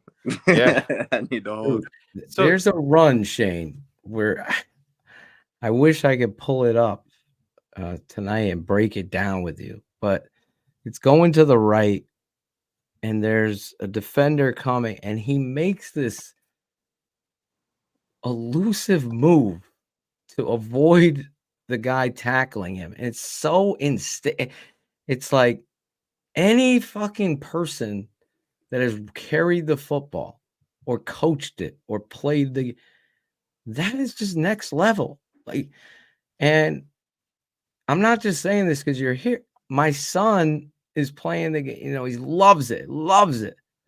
He's like, ask him for an autographed jersey. Like, he loves the game, like going crazy. And he's watching that play. This was live. We're watching the game with you this past Sunday. I'm like, holy, did you see that move? I said. And he's like, like he was in it too. Like, wow, you did that. So when I told him you were coming on the show and he was asking about the helmet and being a kid, he's like, ask him about that run. Like, it stuck with him. Like, and it stuck with me when I was watching it's just like hard work, good person, that pays off. You got good parents, classy guy. How you can't root for this guy is beyond me. And we started the show defending Tyson Bagent because the fan base is so inclined to separate. Well, Justin, and we're all here. We're like, you cheer for the team in the jersey. Can't hate. Want to win. Yeah. Want to win. Oh, they should have given no. And then I watch you, and we're hearing your story, and it gives me goosebumps. You know, because I got a little twins that love this game, and here you are on the biggest of stages, telling the hard story of your life. And I asked you a tough question, and you gave me the complete transparent answer. You're the reason for the Bears to turn around. It's you and it's forming in your stories and missing of meals and all of that.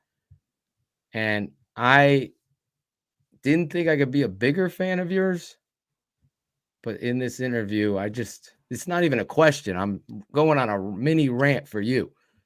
God bless you, man, and your beautiful wife. Appreciate and everything. I wish you nothing but the best, man, because you deserve it. Tonight has been an amazing night and showcases of your character, and I appreciate that. Like, I appreciate y'all for having me, man. We always have you.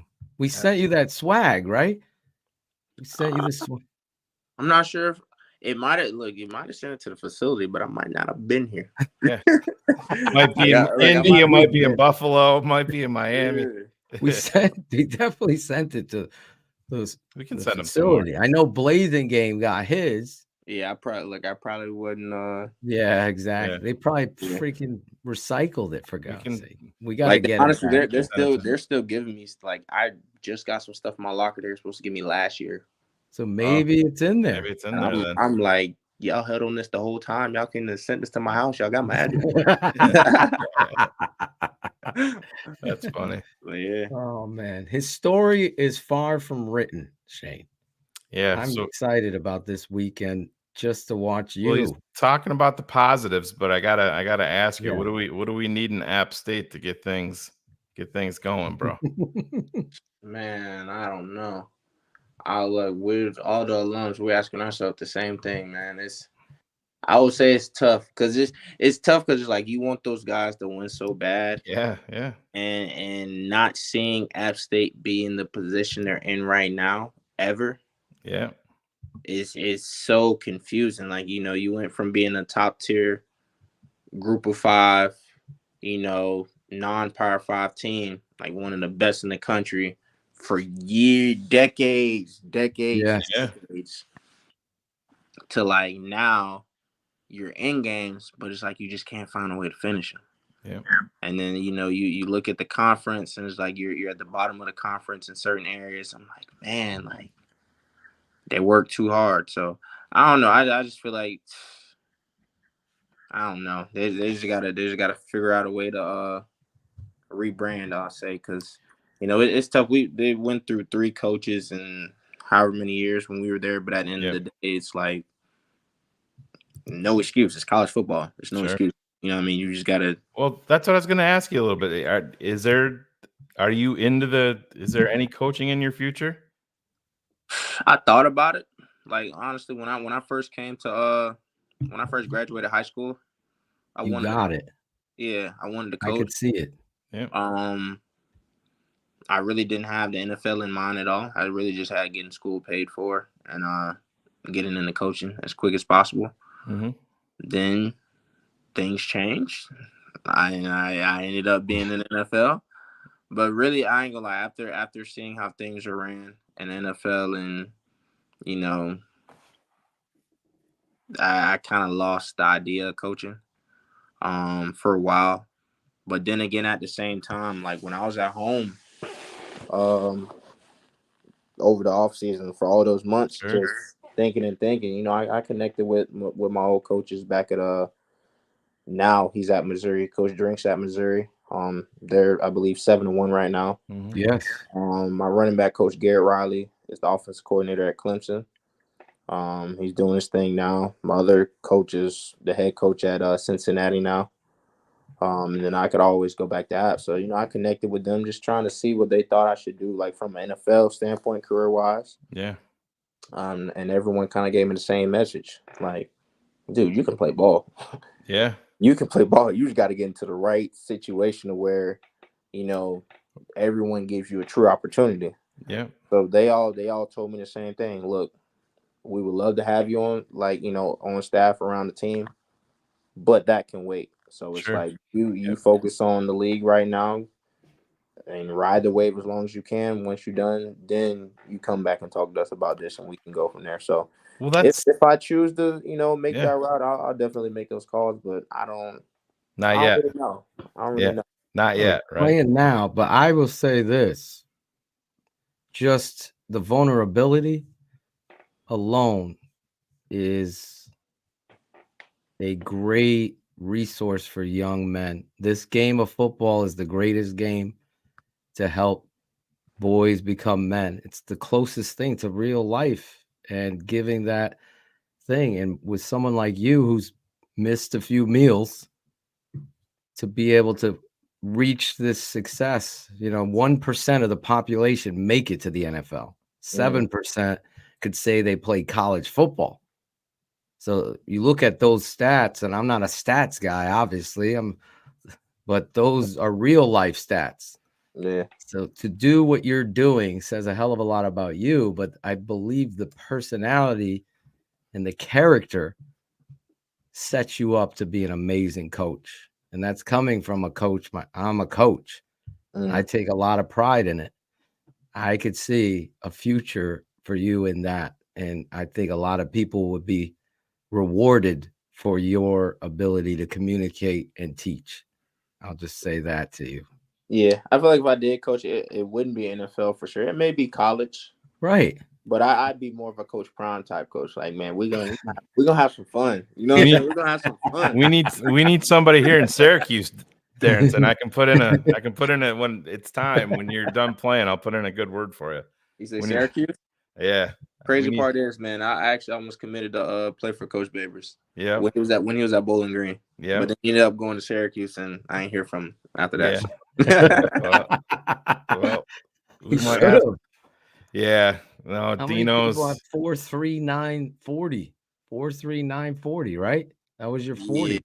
But I ain't start growing until I got to college, so I get it. You grew up where? In Florida. Florida. And it's so many guys. Oh my God.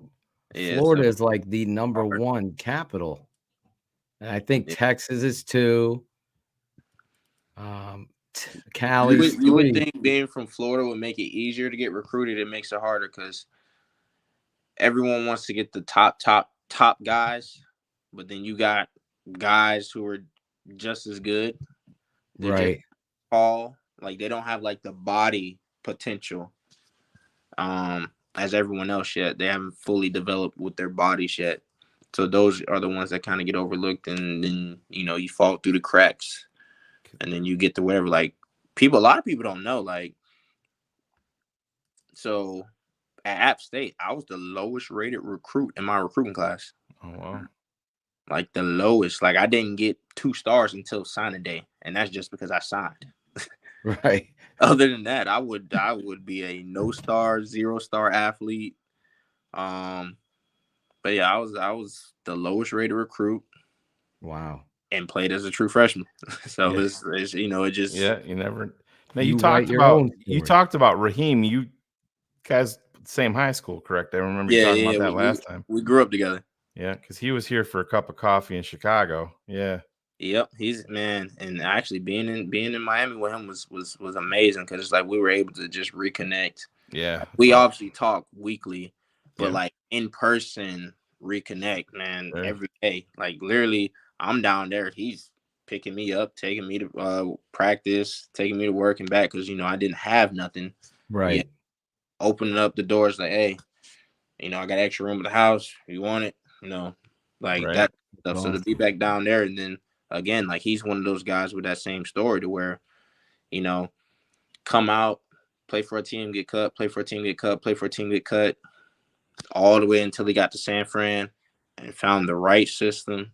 And the right staff that actually believed in him and allowed him to play to his strengths. And now you see I think he's leading the league in touchdowns right now. Yeah. So that's the thing, man. You see these guys get drafted into the league, and it's great to get drafted higher and you get more money, but it's the situation that matters, man. And I said I tell dudes all the time. And they look at me crazy when I say it. I say it's better to be an undrafted guy than to be a drafted guy. Yeah. Yeah. How do I put this without sounding like, ungrateful? I feel like choose your situation. Yeah, I feel like any other situation for me outside of Tennessee, my career would be way different. Mm-hmm. I came in, Derek was What are you gonna do? Right. 2,000 yards. You know what I mean? Yeah. Right. 2,000 yards my rookie year, and then my second year I got hurt. So it's like anywhere else, you may be playing a little bit more your rookie year. You might not have gotten hurt. You know, well, as a third rounder, were you surprised? Did you have much contact with Tennessee leading up to the draft? No, not really. Yeah. We have one little. Honestly, coming out of the draft, I thought I was going to Buffalo. Okay. I thought I was going Buffalo or KC. Yeah. Yeah, I thought I was going Buffalo or KC. Even this offseason, I thought I was going to KC. Like literally, how that worked. I had a workout with KC. Mm-hmm. Indy wanted to work me out, but then they found out I was working out with KC, and then they moved my workout up.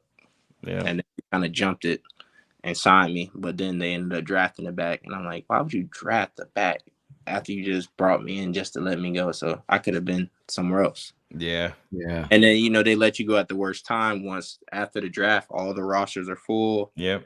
Nobody's making any cuts at that point. Sure.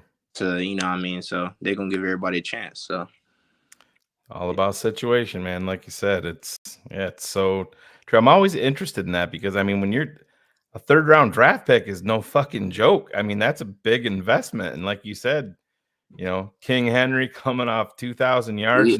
We signed a 4-year deal the same year. Yeah. Like he signed his deal literally the last hour. Yeah. So like coming in, they got me, but it was like they didn't know if he was going to be there or not. Yeah. And then once they signed him to the 4-year, that was it. I was like, dang. How's that talk with your agent like on draft day when you find out it's Tennessee? Is that it's so bittersweet? Are you just like, oh, this is congratulations, but let's get to work? Yeah, I mean, but you gotta think Derek didn't sign his contract until months, like weeks after that. So you really don't know the full situation, especially with being a day 2 pick. You really don't know. You're just happy you got picked. Yeah, you just happy. You're just happy, excited. You're just a young kid from college, ready to live out your dreams at that point. Jeez. Man, they might be cleaning house here a little bit more. It seems like they've. Yeah. Can they send us Simmons? Can you put in a good word for that? We'll take Simmons on the D line over here. Sure. Hey, we don't talk. Oh, we don't talk. Trust me.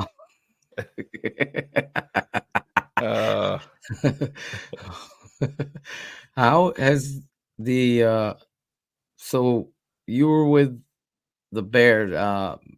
A bunch of questions have been coming in the chat about the hits principle here in Chicago. Is there a daily or a weekly rewind? Are they looking at tape and seeing if there's hustle issues or? I feel like that's just the standard. Like I feel like everyone here, is head on fire. Like that's just what it is. I just think when you're not winning games, then everyone's gonna point fingers and poke the bear, saying, "Well, this isn't working. You need to switch it up." I mean, it's the NFL. It's hard to win games. You're not gonna win every game. Right. It's just not going to happen. So I mean, look at Detroit. Their situation is way better now, but even when they weren't winning games, Detroit was not a bad team. No. They might have been 3-13 or whatever they were, but half of those, if 50% of those games flipped the other way because they were 1 possession games. Yeah. They're in the playoffs. Well, that's the thing. A lot of people and fans especially don't realize that the NFL, at the end of the day, is really a 3-point league. There's no such thing as a bad team in the league. Like literally everyone's surprised about Minnesota beating San Fran. Everyone's surprised about who else? The Jets beating who did Philly. they beat? The Philly. Like why like, oh, this team sucks. How do you lose to this team? They suck. Nobody sucks. Everybody's professionals. Yeah. Like literally everybody's professionals. So you can't say they suck. Like I don't get it. I don't get it. It when I see stuff like that, I literally, those people on Twitter that say this person sucks, this team sucks, I literally block as soon as I see it. Block. Yeah. Because you don't know what you're talking about. And then you'll have the experts that are on ESPN, Sports Center, Oh, yeah. wherever, they don't know what they're talking about either. No. You got to think to be an expert at something, you have to done it before. Right. And you have to done it at a high level for a very long time. You just don't get surgery from a brain surgeon that's watched it on YouTube for 20 years and says, "Oh, I'm an expert brain surgeon." No, Let's do this. But Yeah. how many surgeries have you done? Yeah. 0. So you can't be an expert at being a brain surgeon telling people, well, I think this guy's can do it or this guy can't do it, or scouting this guy up, he lacks here, he's good. No, you can't say that. You don't know. Just because somebody's not asked to do something at whatever point in time they are in their career doesn't mean they can't do it. Right. You know what I mean? So that's the stuff I see, like when everyone talks about a team being bad or this or that, like that's never the case. That's never the case. So Darrynton, if you removed yourself from the league, is there a player that you would pay to go see? Pay to go see in the NFL right now? Yeah. Yeah. It's a few. Yeah. Name them. Shoot, Tyreek. I definitely pay to go see Cheetah. Mm-hmm. I'm probably going to name a lot of former teammates. I definitely pay to go see A.J. Brown.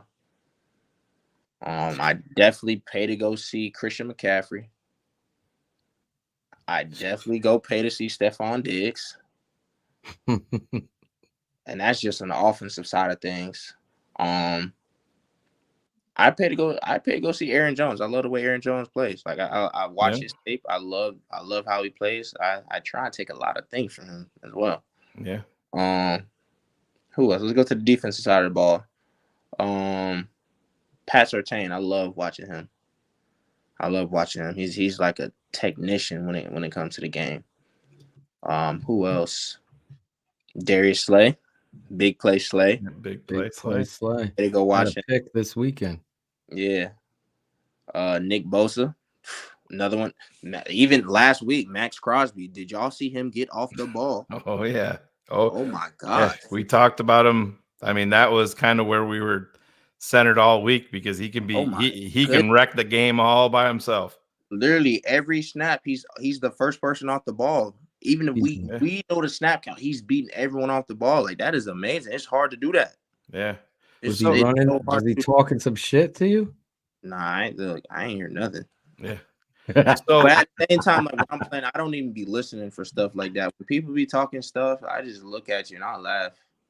Like I don't got time to waste my energy. So Cole Kmet came out today and said that he thought that Vegas was jet lagged and tired. Is that anything that you noticed? I'm not sure. I mean, I just know I'm playing 100 miles per hour. Yeah. But you can definitely tell the style of play, how we played was definitely different from how they played. Yeah. You can get that vibe. Jet lag and all that stuff, I don't know, but I just feel like our style of play showed a bit more than theirs. Theirs was probably lacking a little bit. It's probably not they probably didn't put their best foot forward that they would have wanted to. But at the end of the day, they got a chance next week to correct it. You know what I mean? Yeah. Yeah. How do you ever feel like in travel situations? So you're going to LA. Do you feel like you should travel the day before? Get used to it? Yeah. If you're going from East Coast to West Coast, for sure. Yep. Midwest to West. Midwest to West, I'm not sure because you're kind of cheating an hour. Yeah. So it's like if you just bump your schedule back an hour, you may be able to kind of get away with it throughout the week. Mm-hmm. I will say this: when we played the Chargers in Miami week 1, we bumped everything back. We were getting out mad late, so it kind of helped. And then flying out there day before did help, or 2 days before, technically, kind of, sort of, like early Saturday morning, kind of helped. But it's still the simple fact of like, yeah, playing the game is cool, but it's once you get back, that's the worst part. Yeah. Yeah, you're getting back into Chicago at like, 4:45 in the morning. Yeah, that's the worst part because it's like you still got to come in to work on Monday. Yeah. Yeah, so if you get back at 5 a.m., what time are you back in the facility? Me, I'm trying to go straight in. So right from the They airport, sleep right on to the facility. plane. You guys have Yeah. those bed pods things, right? I don't remember a bed pod. Not with our flight up here. No.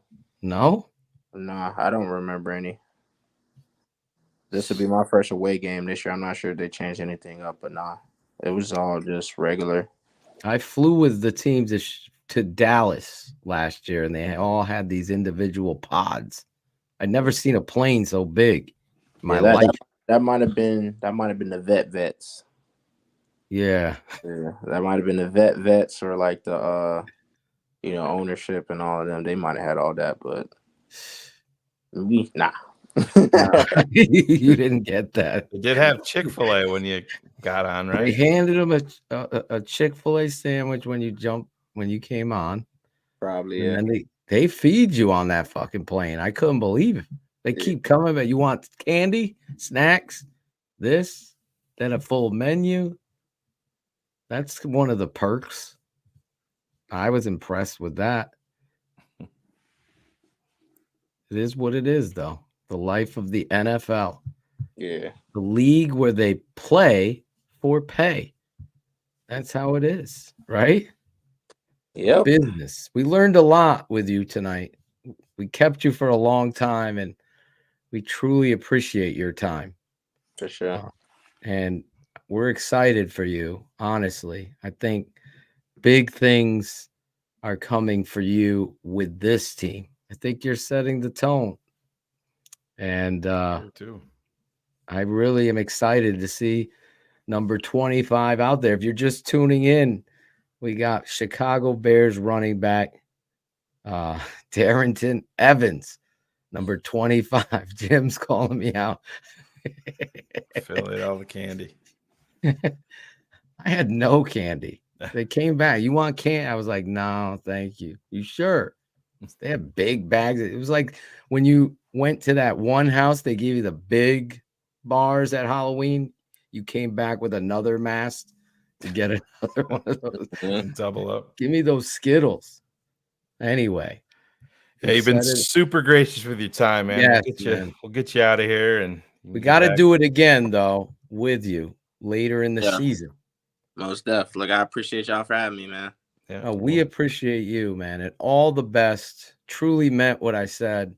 Keep running the way you're running, because there's nothing that's going to define anybody else's career better than seeing the passion behind the pads. And you definitely have that. I'm excited for you. Give the best to the wife, too. Most def. And we'll get that. Check the swag, DM me or Shane. If it's not there, we're getting it back out. More stuff out. Send you a hoodie. Yeah, I got you. I'm about to say, yeah, I can confirm that they definitely ain't give me that. So I'll you can just send it to the facility. Yeah, send it. Yeah, that'll work. Yeah, we'll do that. We'll send it to you. Send me hit me up on the DM with your size, what size you want, and we'll get it over to you. Oh, just say it now. What size do you want? Yeah, I'm about to say it could be a large. Large. Yeah. Are you one of those medium dudes that wearing it tight like Mike Tenarelli? Nah. No. Blazing Game asked for like a large too. I was like, a large? You're a fullback. Nah, he's like, I'm playing. Well, say hello to him too, and Foreman for us. Maybe we should get the three of you on next time. That would be dope. Look, y'all know me. I'm with it. Yeah. There you go. We'll hit him Follow up. this guy. It's live with 3 E's if you're listening on the podcast version. It's with a Z. So ITZLIVEEE. That's my guy, Darrynton Evans, man. Thank you so much, Darrynton. All the best to you. Good luck. Go Bears. Thank you. Y'all be blessed. Yeah. 2 tutties Sunday night. 2 tutties. I need the reels. The reels. All right. Appreciate it. Thanks, God man. Bless. Darrynton Evans, Shane. Good stuff. No, he's just, you a great human being.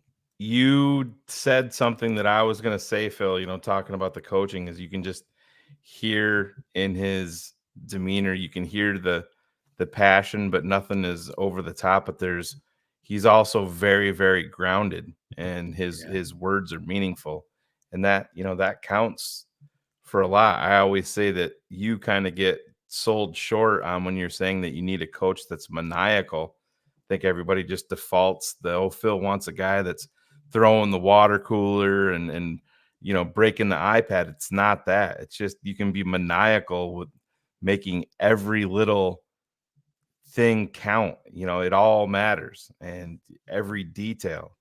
And with Darrynton, he said himself, he's not taking any of it for granted. And I said, you getting to go behind the scenes, with a guy in the NFL that's bounced around. It's a 3rd round draft pick. When the Bears when the Bears claimed him, they claimed him with the guaranteed money that was still left on his deal. So they NFL teams don't do things like that lightly. They have to believe in a player. They have to see something. And, I think something that we haven't even seen from him in Chicago, where I think he can shine too, is on special teams in returns. And that would be another added benefit. But man, dude, his balance power. I know, Phil. Like I told him when we were talking after the Minnesota game, I can show you the text. I said, you had Tevin as a backpack, and he just started laughing because he knew exactly what I was talking about. He almost got out of it. And then with the running back, your ability to get out of that is amazing. And he was inches from maintaining his balance and getting in the end zone. He had another one this game again. Well, he had one against Chicago in the preseason when he played for Buffalo. It was an amazing 35-yard run, I believe it was. Amazing run. He's got a spot, and there's no way you cannot bring Roshan back, and then your move is to waive Darrynton Evans. Can't do it, dude. He's got a team that he has a spot on this team. He has a spot on this team. That gives me anxiety. No, I don't have faith that they'll make the right decision either. Exactly. But it's the life of an NFL running back. I mean, look at the last game that he played in. Regular season game was in Chicago, but he's been a part of Indy and then Buffalo and then Miami in between. Crazy. His life is crazy, but. To your point, I want to double down on it. It's not because he's a great dude. There's a lot of great people in the NFL, great persons, we'll say. But the tape says, wow. Like, I can't wait for some of you patrons to see the runs that he did. Yeah. I mean, the two of them have different styles, but the same heart and determination. Is Travis Homer gets cut. That's where you wait. You don't let that talent walk out of your building. I always talk about Keenan McCardell being on the Bears practice squad, and the Bears just let him walk out. They have a tendency to fucking miss the talent. Like Mostert, too. Same thing.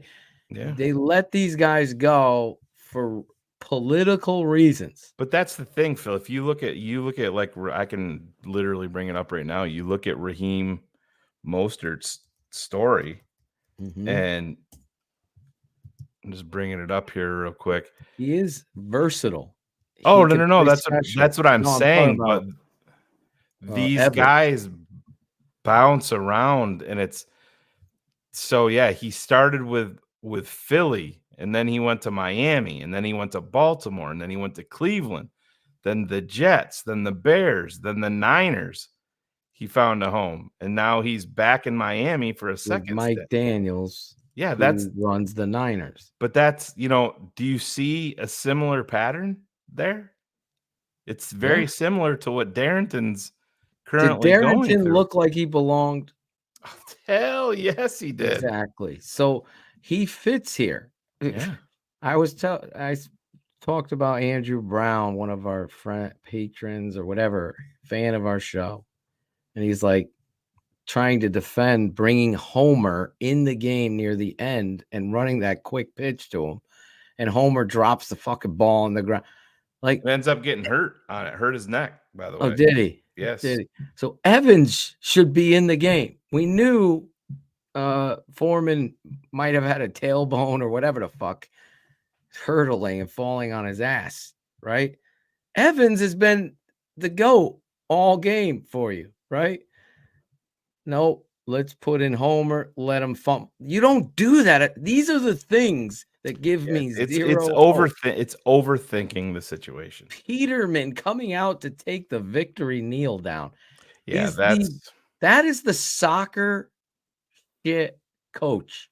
I'm just saying, let's give Tommy a chance. Like, no, this kid earned the bow.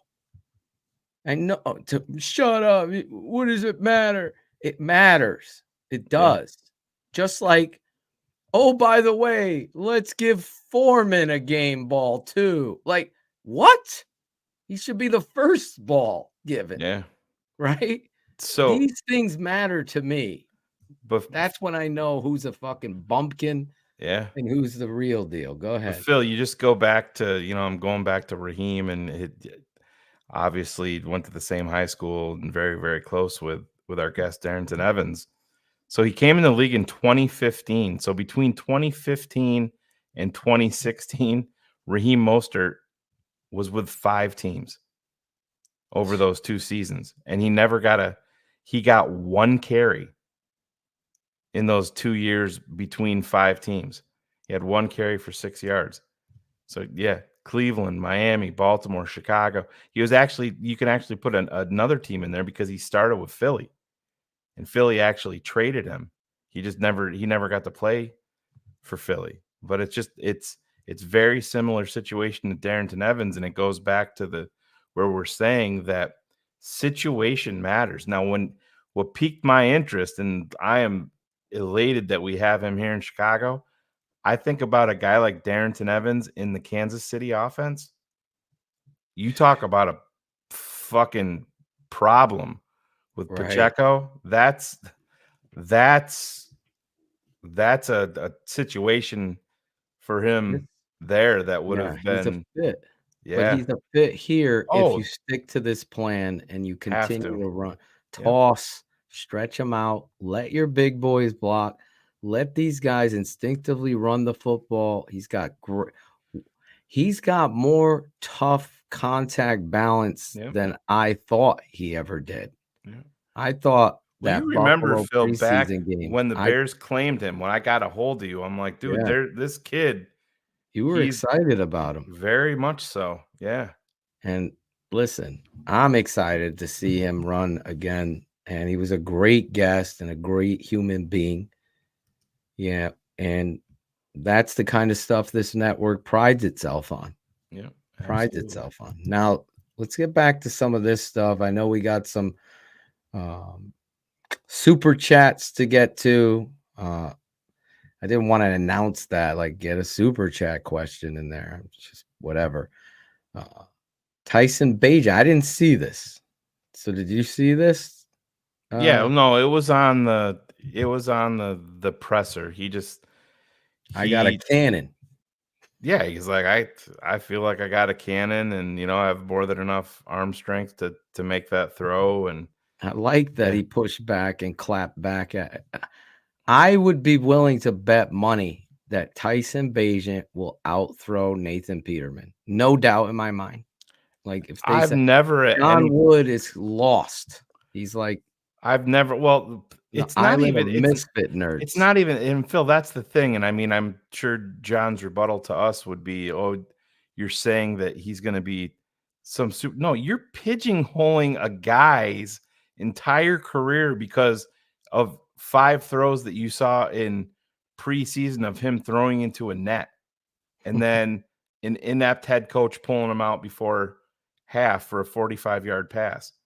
I mean, it's just, come on, man. You talk about making grand conclusions based on nothing. That's That's exactly the leaderboard. Yeah, it's crazy. That's the top of the charts. Where's Casey Kasem with that? This next one goes out to a nerd who's never played. could be talking about me, but Here we go. Kendi. Now we know it's Kendi. Kendi's been here every week. Kendi. Sorry, Kendi. Gave the Kendi Nicholas. I'm a Fields fan. Honestly speaking, we as Bears fans, we thought we were getting a QB who was a superstar athlete, but in turn got a superior athlete playing quarterback. So you see what he's saying here? And thank you. 1990. But I think he's selling Justin short a little bit as a quarterback. That's what he's seen so far. Yeah. I think it makes people upset, and I think it's right on the fold of the paper right now. The story isn't written. That page is what I'm talking about. Right now, I think he's right. His athleticism has been far superior to his quarterback play. Yeah, but my pushback would be you've given him Matt Nagy and Matt Eberflus, and that's over his career. And this goes back one more time to situation and things that are out of your control. Like Darrynton said, hey, I was a 3rd round draft pick, got drafted. 3rd round, you're making, pretty legit money. You got guaranteed money coming your way. But then you're looking and we got a young running back that just put up 2,000 yards rushing.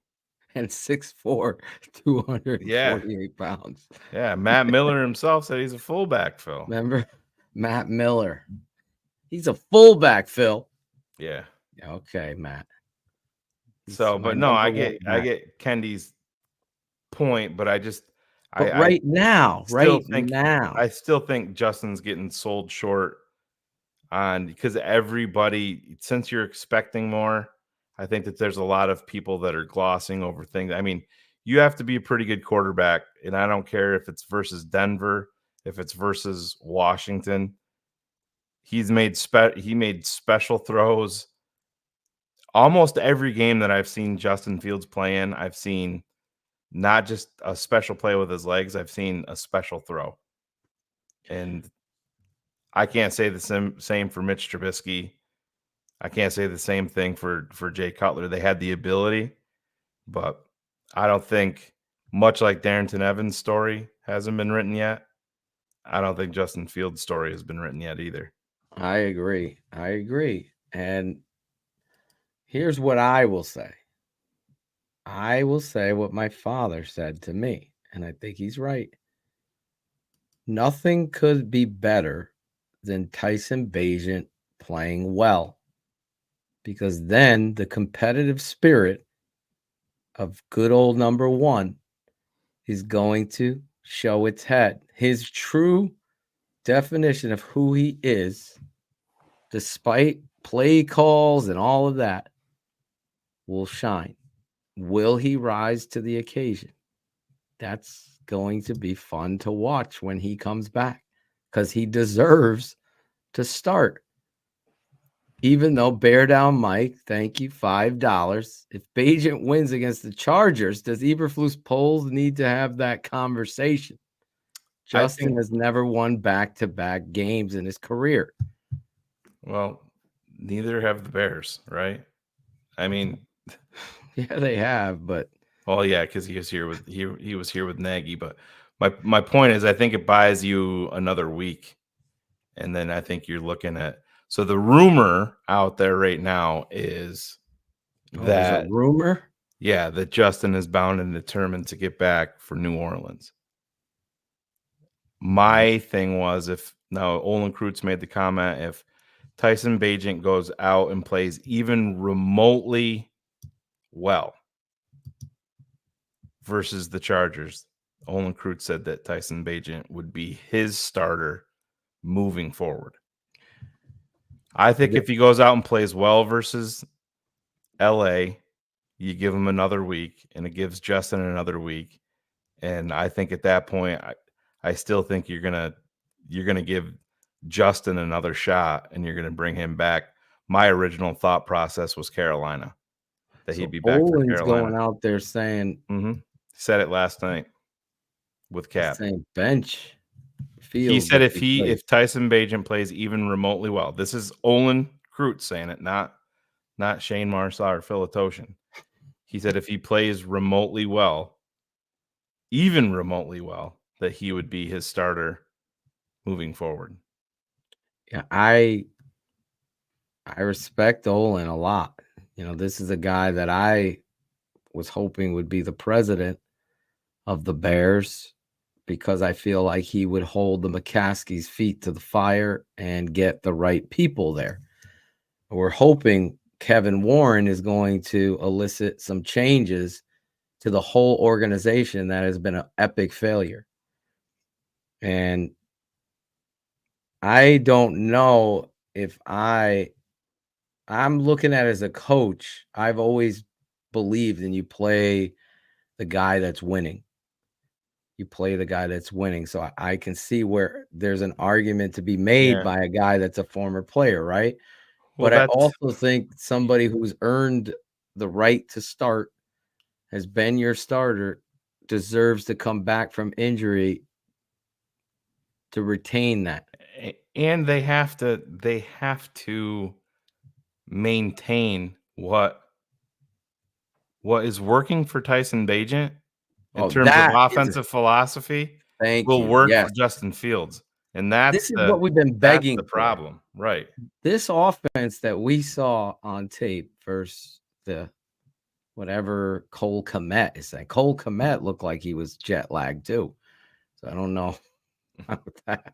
But whatever that is. Tiring to be in the same room with Greg Braggs doing a show. You know what I mean?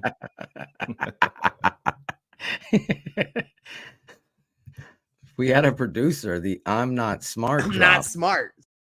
Thank you, Shane. That was me and Shane are doing it all. We're flying solo. We're both exhausted. Yeah. So we're gonna have an earlier show tonight, but I want to run this by you because this was put out there from, they say that Vegas always, has the info before anybody. But there's some interesting props out there concerning the trade deadline. And the next team for the Carolina Panthers, Brian Burns, the odds have come in. And number 1 is the Ravens at 3-1. Number 2 is the Chicago Bears at 4-1. Really? To get him in a trade.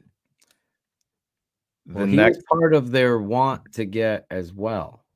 Yeah, it was. I don't necessarily agree with how people are trying to come out with the order. I would put Burns first because I believe in the holy trinity of quarterback, pass rusher, offensive tackle. Then we can go corners, wide receivers. Yeah. The Bears needed a number 1 wide receiver. I would have ranked it Burns more, and then the kid's not a 3 tech. Oh, the defensive lineman, yeah. Yeah. But then the other one is the next team for the Commanders, Chase Young. The Bears are leading the charge at 2-1. For who? I didn't hear that. Chase Young. Oh, for Chase Young. And Jordan Schultz, who is the new NFL insider for... What is it going to take to get Chase Young with injury history? This is what I'm getting at. So go ahead. They're saying that both Chase Young and Montez Sweat have been made available. Okay. They want to pay one of them, but they're seeing what they can get. And Jordan Schultz came out today. He's the new NFL insider for Bleacher Report. He came out and said it looks like it's going to cost a second or a third-round draft pick. And if that's the price, sign me up. If you're getting Sweat has been healthy, and he's a great pass rusher. Young was dynamic coming out of college and has been nothing but injured. Well, but he's been playing very, very well lately too, and he's injury He's a free. dominant football player. So you're risking. This isn't who do we treat? Gaines Adams when he was thin, light, kind of a passer, Leonard Floyd type, who's going to win with speed but can't win in contact. Chase Young and Brian Burns. Let's play this game. Chase Young versus Brian Burns. The higher upside is Young. Two totally different players and body types for sure. The higher upside is Young to me because he's point of attack strength and power. Well, I tell you, my move as a GM, and I don't know. I would call my first Jalen Johnson, right? No, well, no. My first call, because I see that Tennessee is moving a player. I'm calling Tennessee to see Simmons if you can get Simmons. Oh my God! God! The way that I'm looking at it, and I shared this with Ryan Cox and Cards earlier. I don't know. I know that the price. So would they do it for 2 2s for Jeffrey Simmons because you have an extra 2 next year? So you could give him a 2 this year and a 2 next year. You could give him 2 2s next year, and then let's just say if they agreed to it, and this is probably a pipe dream, but my end road is, so let's just say they agreed to the 2 2s for Jeffrey Simmons. And then if you can flip a 3 for Chase Young and you get both of those guys in here, then you're starting to build something. Holy fuck. But that's way that when you talk about, you have to be maniacal. Right. And I don't give a shit if somebody, that's not real. No, you have to check on that. Because you made these trades for this draft capital. So Jeffrey Simmons is a dominant interior defensive lineman, the likes of Ndamukong Suh. Number one, he's the number one phone call that you make for the trade deadline if you're the Chicago Bears. Number one. You can't get an interior enforcer like that in the draft even. That is the hardest. Right, and Will's right, and the point is, so let's just say you flip 2 2s to Tennessee, if they would even entertain that offer because he's under contract. You have the 2 1s. If you move one of those in any type of a trade down scenario, you're recouping those. But I mean, if you're telling me that I could move forward this year with Simmons and Young added to this defensive line, or Simmons and Sweat added to this defensive line, dude, you have to make them. My number one picks are off limits in those trades. And maybe Tennessee, that's what they're doing. But if they're rebuilding, and let's be honest, if they're trading Derrick Henry and doing the rebuild, maybe that's something that they're interested in. You have to make the phone call to see. That's good GM work. I would be happy being your head coach if you were able to obtain a pass. Look what the Bears have done. They paid Yannick 1 year, $10 million. This is kind of like, putting spackle on a hole in your wall right now. You continue to do that stuff, right? Everybody knew how I felt about Khalil Mack. These are the kind of game changers. You get a Jeffrey Simmons inside, you're now way better. Yeah, and I mean he signed a 4-year, $94 million deal, so it's probably not even logical because I believe he signed that this year. Yeah, he did. Yeah, so. But the Bears do have a lot of cap space. Oh, I know, but they would be taking that everything gets accelerated into Tennessee's cap. So I'm looking up. So 2023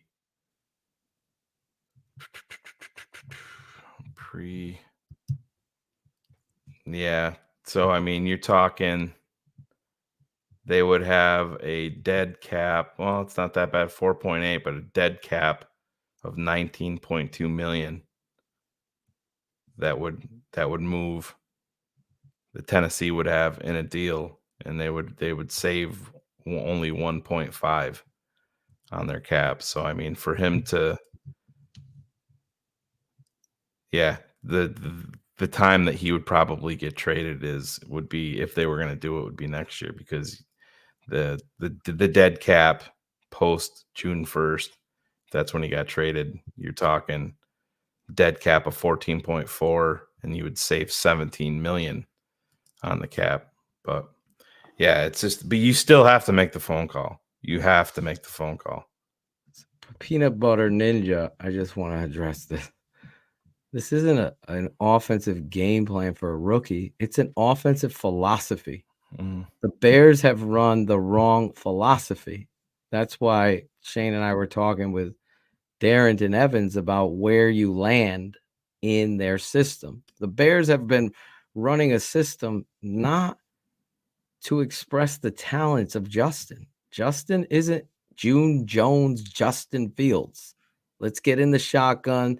Let's run all these route tree concepts and hope he can anticipate the deep out. If that's not, he needs to action and run game, power game, run the football. Every time he's done that, he's been successful. It's just, they just don't stay with it. They go to these dumbass shotgun, bubble screen, let's go RPO, all of that. So the game plan maybe set a precedence of the identity of what your offense should be. Hopefully we'll see that this Sunday with Getsy. Kendi is back. Nicholas, $4.99. Thank you, Kendi. We all would love for Fields to be the guy. He's just not showing he has the it factor. 30 plus games say so. There has been some it. I think the it factor's there. It's just it's the processing speed, and it's the same thing that he had at Ohio State. If you go back to the draft and if you heard any negative on Justin Fields, it was just got to get that processing speed just a tick quicker. And it's the same issue. Now, if you had legitimate coaching reinforcing that each and every day and working with you, can it get unlocked? Well, unfortunately, we have not had that. So I totally agree. Is that going to change? Like I said, let's just say Jim Harbaugh is the guy that they bring in here, and he's sold on Justin Fields and says, that's not going to be a problem here, because my offense is going to be geared around to what is going to make him flourish and what is going to be fundamental football, again, which we have not seen, only in very short spurts. Now, if I told you that the Bears game plan in Washington was going to be the Bears game plan moving forward, and then we saw what we saw with Minnesota, I mean, it's coaching malpractice. People want to say that everything is on Justin and Phil. You know, I know, Justin's not the number one problem in Chicago. He's not the number two problem in Chicago. I agree. Peanut butter. Yeah. Again, I'm giving you a little shine here. Thanks. Put your face to your AVI. Yeah.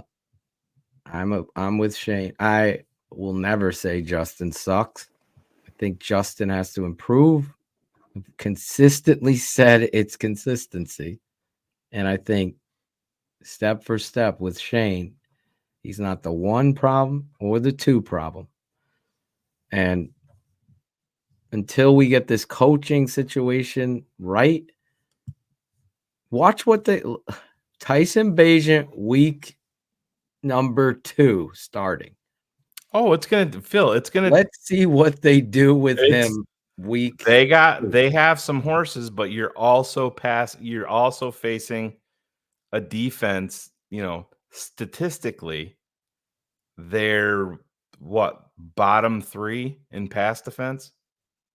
Right. Everybody was losing their shit and fuck Ryan Poles. He moved on from Khalil Mack. And, well, what? Let's just pump the brakes a little bit on that. Everybody's so quick to make the judge when they see a cool stat that they like. And just, come on.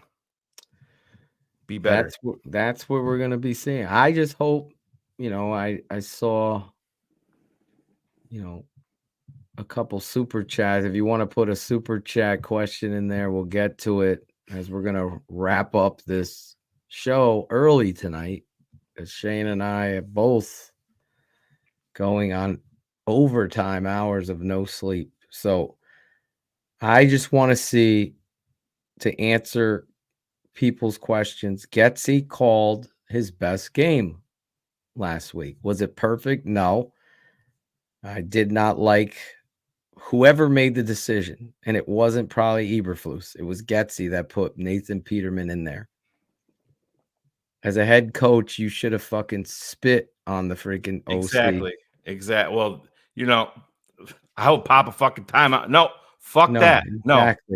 Exactly. I would have fucking called a timeout. Damn right. Told him, get the fuck out of here. This kid's throwing the deep ball to end the half.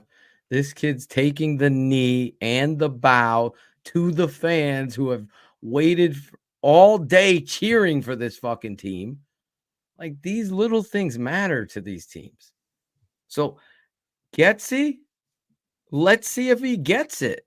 Does he understand that this is I'm telling you right now. I have no confidence. Foreman and Evans running the football, 2 tight ends. You're in, I don't care if you're in 22 personnel or 12 personnel. There better be tight ends setting the edge, toss, bringing the fullback, get it going, counter. Listen, I called this same play, waggle screen.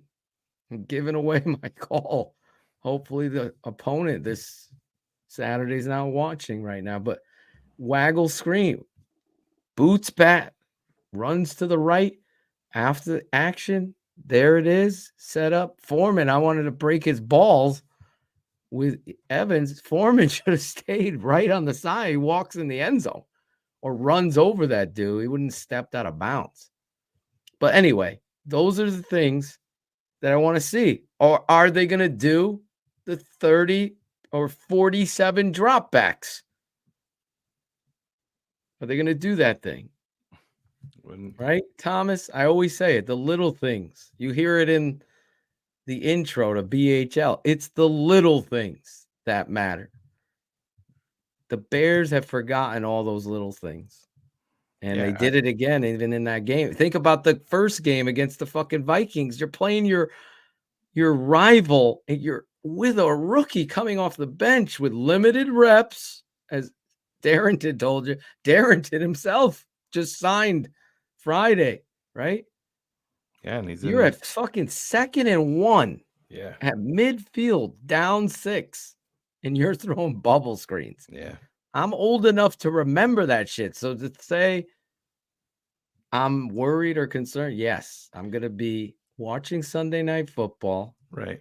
But Key's got what's your opinion of the game plan for the Raiders? And I know Phil and I are on the same page because we essentially have talked about it. We agree with it wholeheartedly. I think it was Getsy's best game plan for the personnel that he's dealing with. And it's what it needs to be moving forward with Tyson or with Justin at quarterback. But I just have no confidence that it's going to be that. And listen, Cole Kmet talked about it a little bit too, saying, people are like, well, you didn't attack downfield. And to Cole's point, and he's right, it's like we didn't have to. Exactly. We're running the football. You're setting up the big play if you need it. Yeah, if you need it, right? If you don't need it, you don't just throw You're it not out there there to appease the fucking fantasy football world. That's the thing these fans and these morons just don't understand. I love the Raiders game, Keys guy. That's the fucking game plan I've said for fucking 2 years on this network. And it's so simple. That's the thing. And you have to believe in the run game to unlock the quarterback. It's not. Listen, San Francisco. Oh, they lost his way. Shut the fuck up. Just like he said, this is the NFL. Games are going to be won and lost. It's the plan of attack. It's the identity. Run the ball will open up. Listen, first play of the game against the Chargers. Single back, 2 tight ends.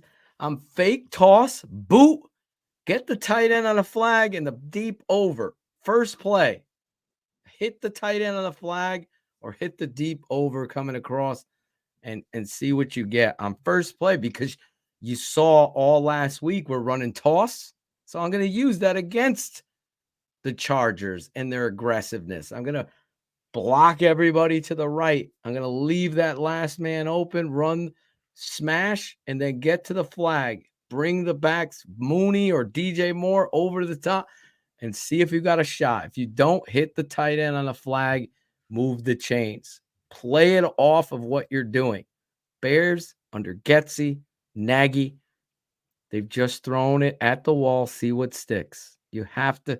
This is your identity going forward. If we see 47 passes, we're done. You're done. Just get rid of these clowns. Get rid of these clowns.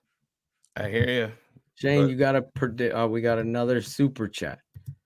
Yeah, best show on the planet. Oh, yeah. Thank you, Kendi. Appreciate you. Kendi. Next week, actually, before we do shout outs and all that stuff, next week we're going to be guest free, even though someone asked to come on. We're going to bring on some patrons and have a patron roundtable discussion about the Bears post. Well, it'll be perfect time because we're going to know the outcome of the Chargers game. So we'll sit down with some TTNL patrons. You guys can hit me up on Twitter or use the Patreon app and drop a DM, and we'll have some people on, and we might have you on and then usher you out and usher some new people in. But hit us up. We'll have you on, talk about the situation, talk about the quarterback situation, what you want to see, what you like. And, at that point too, because we're prepared. Yeah. At that point too, we're going to be removed from the trade deadline also. So we could be talking about that. It might be a big trade. Absolutely. So if you want to come on the show, reach out to us. Let us know. And if you're not a patron, if you're not a patron, scan that QR code down there, lower right-hand corner. Go to thetapeneverlies.com, sign up. It's $7 a month. It's well worth your investment. DDP's The Tape Never Lies will be dropping here soon for the patrons. Tomorrow. Where he takes you in depth and shows you, essentially the good, bad, and the ugly of what was the Raiders game. So, but we want to open it up to our patrons. Always appreciate everything that they do for us, over the months. And there's some people that have been with us since the beginning. So we obviously appreciate all of you. So hit us up on the Patreon app, or if you have the ability to text us or, DM us, do that. And we'll set some things up. But you got to, just like Phil said, you got to come prepared. We're not going to play the game of, I had a mic or I forgot my headphones. Nope. Be prepared. Put your money, your face where your mouth is on the show. Put your face out there. A lot of tough talkers in text. Put your face on the show. If you might disagree with it. That's perfect. That's what we want. Like I said, I know Phil, we always get a lot of grief from people, and that if you look at the people that dislike us, they're always like, you're always going against other Bears content creators. And that's not true. Not true. Other than when I made my opinion known on Pat the Designer, and I apologize for that. Pat never came at us, so I probably should have holstered my opinion. I had my opinion. I still have my opinion. but Pat didn't deserve for me to go after him like that, and I apologized. That's fine. But beyond that, we apologize for nothing. We've never went out and said, oh, we're going to go after this entity or this place if it wasn't warranted. And we've addressed everything live on air. Some people don't like that, and we're not changing. We will always be that way. We've taken a lot of people and brought them on this show. In fact, there is no Greg Braggs without me. So you might hate me or love me for that. He said that. I was on CHGO After Dark the other night. Did he actually admit it finally? He did. He He goes, I would still be laying bricks if it wasn't for Phil Toshin. Yes, we bring on all these content creators and we share the love. It's the frauds that we call out when it's a narrative-driven, manipulative process. When you're taking other people's stuff and regurgitating it as your own or stealing other people's stuff, we call that out. That's what we do. That ain't content creator. That's just content stealer. And that's the kind of shit we don't put up with. And then the big tough guys that threaten they're going to fight you and beat you up. We've been down this road. It's like, grow up, man. This world is shitty enough. Shitty enough. Yeah, let's win some fucking football games. Let's win That'll some make fucking everybody footballs, happy. right, Claudio? I fucked your mom. Jesus, This is Claudio. fun. How dare you? Cars? Where's Get in Cars? somebody's ass today. He's taking care of that tonight so he can be live on Cars Keys tomorrow night at 8:30 p.m. East. Keepers, creepers. Brett. That's right. We didn't do many drops with our guy tonight. We had a serious, heartfelt discussion. Shane, do you have a prediction? I forgot. I'm glad Jim went back deep in the bag of tricks for that one. I forgot about that. I did do that live on air. Another time I might have went a little bit too far, but she deserved it. Poor Ariel's mom. Oh yeah, Ariel showed up on heard. CHGO After Dark. I told Braggs, I'm like, usually I could call Ariel's mom a cunt, because she is. But he can't comment on here. And I said to Braggs, I'm like, I have no control here. I can't highlight comments. I didn't know if I could drop the C word on CHGO, so I holstered it. There's only 19 likes so far. That's some old bullshit. You're right, Space. Yeah, let's set a record for likes tonight, people. Let's set a record. Hit the like button. Jim just hit it. I Yeah. just saw it. Let's see if Muhammad can hit. Remember Romper Room? Yeah. He brought up that I'm old. Mo was hitting the I like, see and then Jimmy Keys guy just hit the like button. Yeah. Mo hits the like and then he unlikes it and then he likes it again. He's like, I've done it twice already. He thinks to count them all. He's got his JSN jersey on. We're going up. Look at that. Yeah, 179. Perfect. Listen, I care so much about you guys. I see Mike. Wait, let me do it again for Jim. He's old enough. I see Mike Williams. I see Vito. I see Cam. I see Angry Bullets. Bullets has the most angry opinions. Just face it, man. Tupac's not in the top 20. He should be happy. Brought his beautiful wife to Chicago as a Raiders fan. Exactly. Poor Bullets. Bullets was like, honey. Good.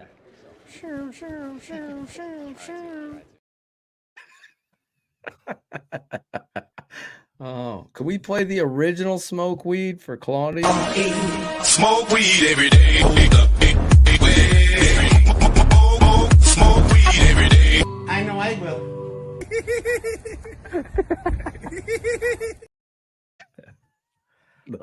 Angelo. Angelo. I needed that laugh. Let's get out of here. Yeah. Do you have a prediction real quick, though? Yeah, it's weird. I don't have any belief in the coaching staff. I think Tyson Bagent is going to play well enough. But again, the 5 quarterbacks that a Matt Eberflus defense has beaten are in order: Trey Lance, Davis Mills, Mac Jones / Bailey Zappi, Sam Howell, and the other day Brian Hoyer. So now you're stepping up in pay grade to Justin Herbert. And we'll see. You want to get some praise for the defense? Go out there and be a legit quarterback.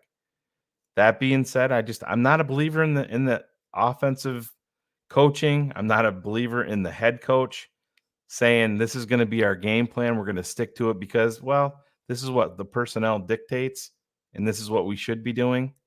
Again, Phil, like you said, I wouldn't be shocked if you got out there and Tyson Bagent had 38 pass attempts. It just wouldn't shock me. Let me say this to you young coaches or guys that are coaching. You don't change your philosophy with the team that you're playing. You do your thing and you dictate. Yeah. Do it well. The Bears have done the opposite. Well, we're playing against a really speedy team. Let's try to outthrow them. We're playing this team. Let's do this. That's my dad would be like, go shit in your hat. You shit in your hat and get the hell off the field. That's right. That's not how you do it. So my prediction, Your prediction is what? Yeah, I think Bagent's going to play reasonably well. I think he's going to, continue to show that he belongs in the NFL. And my prediction is going to be the LA Chargers 28, the Chicago Bears 20. 28-20. It's crazy. I have 24-10 Chargers. That's how I see it. I think the Bears are going to go away from the run game and we're going to see shotgun. And I'm going to be having anxiety breakdowns late at night doing BHL because they don't use the talent the way they should. Right. And I hope I'm wrong. I hope it's the Foreman, Evans, Bagent action game. Let's run the ball. I don't know. I'm not believing in Eberflus. A guy that, and you laugh, blog boys. You laugh. I don't know where Romper Room is on Jim's 1,483, 838 shows, but where it ranks. But 13, he just said. He texted. 13. We got to get Larison on the show again, Shane, to talk about his rankings. But I just believe that a coach that puts the backup quarterback to end the game for the first time you've won in a year with a rookie doing it doesn't see his ass from his elbow. He doesn't see it. So I have no faith in fucking Eberflus. And that's where we're going with it. Let's go to shout out, Shane. You got something? Yeah, real quick. I do have something. You have some because I saw something. Yeah, add it to the screen there on your end. It's just so slick and skinny in a hole. Yeah.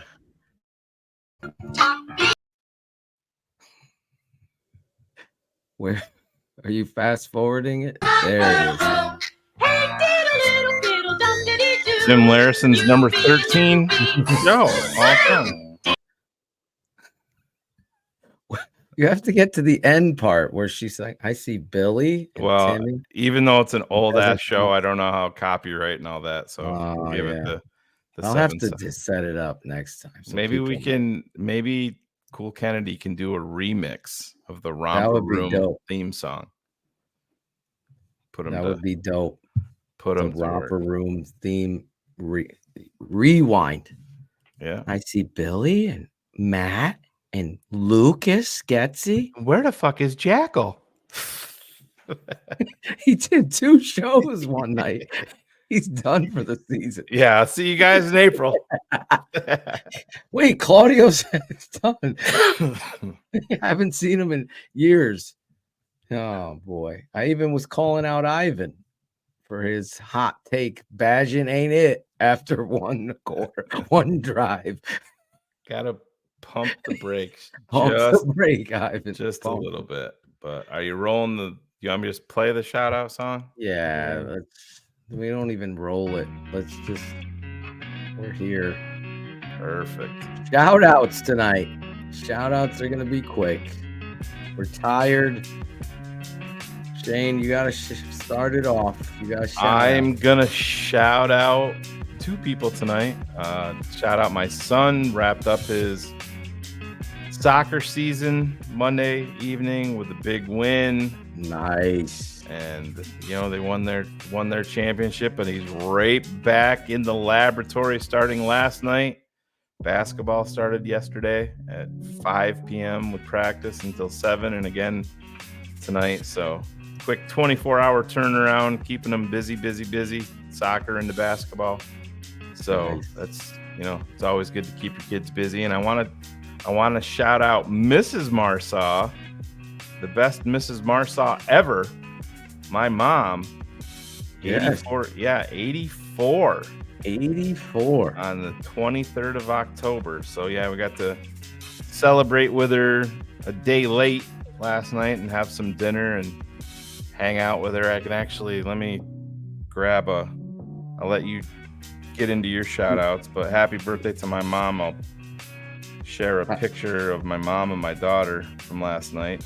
I want to shout out Darrynton Evans, running back, Bears, for coming on the show, being so gracious with his time and being vulnerable in the process.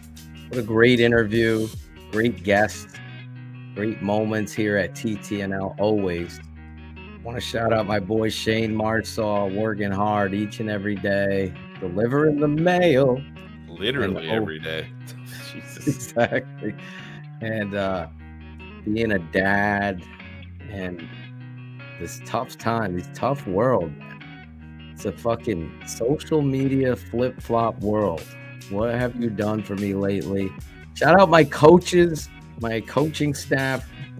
We're 6-1 heading into the final week. We're going up against the 7-0. Just find what you do well on the football field and fucking change it, Phil. No. The best thing to do. We are going to battle Saturday night, Shane, under the lights. Saturday night Tykes. Gonna be under the lights. Battle. You should come drive down right after you deliver the mail. I can do that. Game. Got no fucking commitments. Fuck you. See you next week. So shout out to my coaches, Fish, Ray, Joe, Lewis. Got to give them. They've been working so hard with these kids this year, teaching them the game and life. So I wanted to make sure I shout out. And last shout out, obviously, well, two more. My wife, being a coach's wife in a world like it is today, youth sports is not easy. I have a bunch of stories for the off season for you. I will say that, but I wanted to shout out Jim Larison as well as my wife. Absolutely. Jim, you are... He's our work wife. Our work wife and our work leader. Oh, my God. Well, I don't know what we'd do without that guy. As much as we joke around. We'd be live from jail right now if we didn't have Jim Larison. Let me tell you. True story. The Wi-Fi behind these bars fucking sucks, Larison. Prison break. Season 5.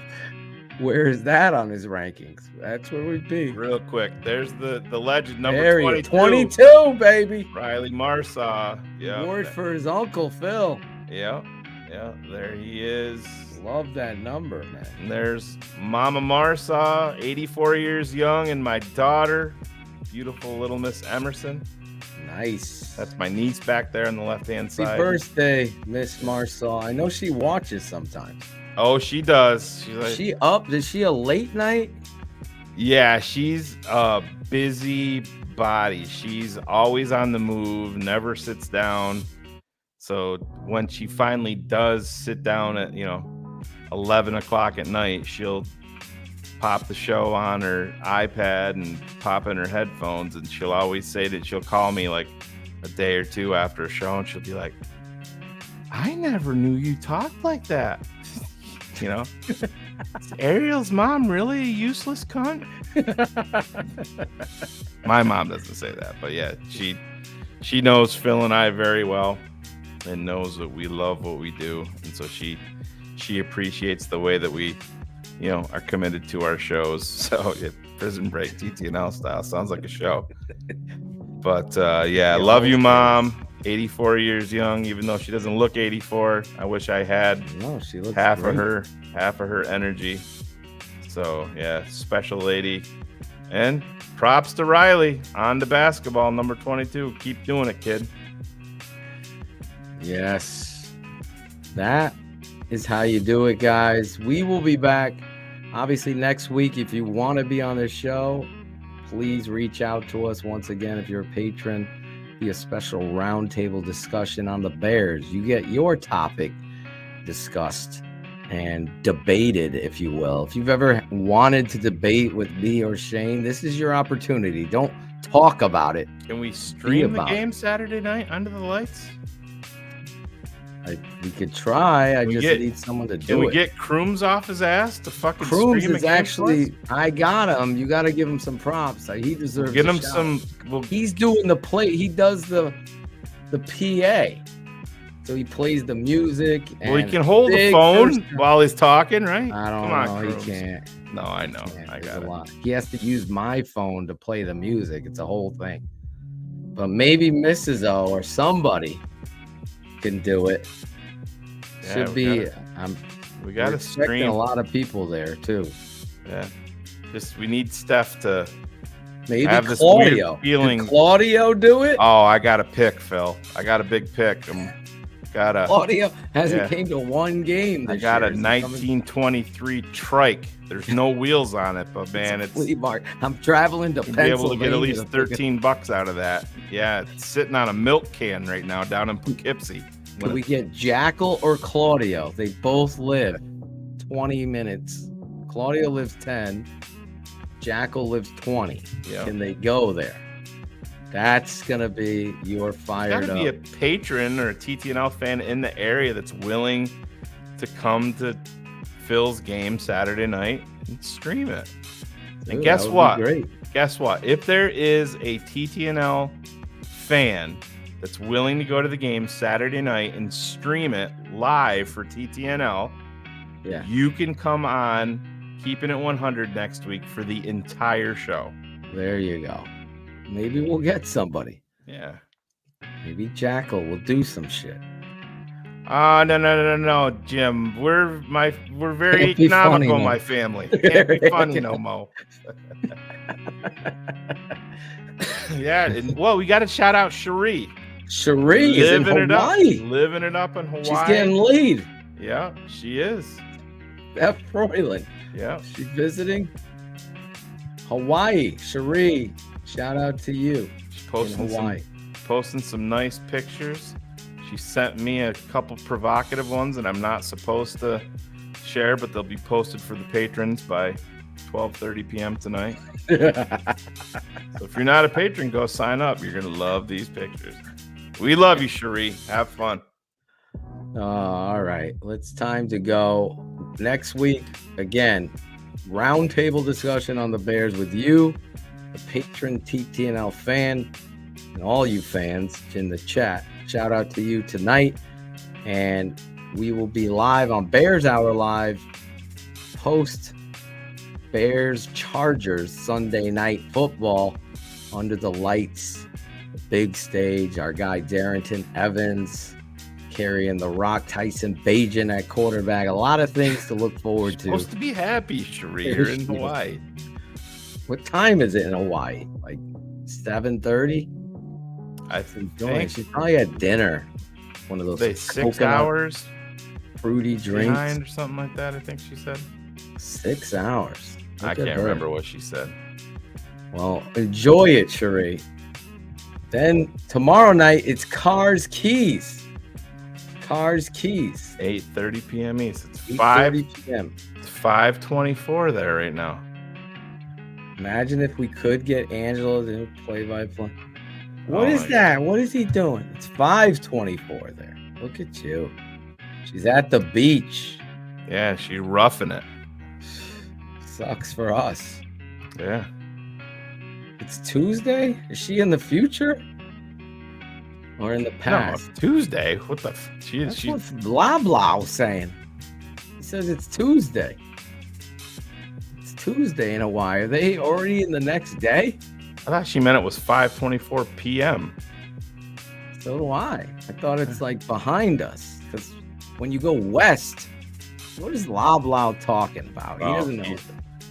He's watching sci-fi. He thinks the fucking Earth's flat too. Yeah. We'll also be back. We'll see you guys. I gotta get out of here. You're keeping me going crazy. Crazy. Like the jerky boys here. We'll see you guys next week for The Smartest Man. I'm your guy, Draft Dr. Phil, here on the best Bears show on the planet. Keeping it 100 on the Tape Never Lies Network. Hey,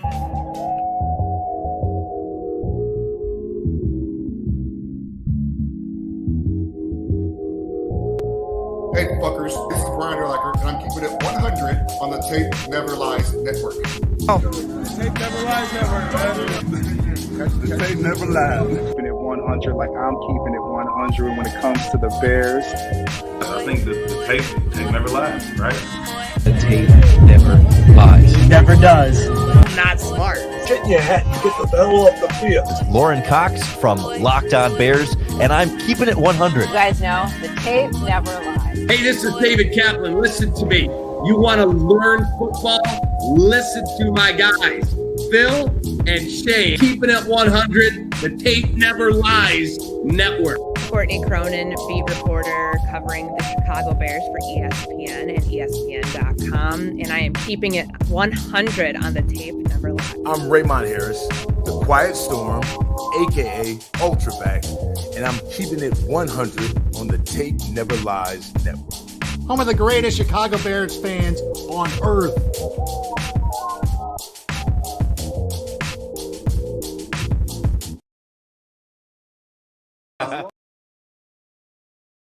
As long as Cherie's happy, I'm happy.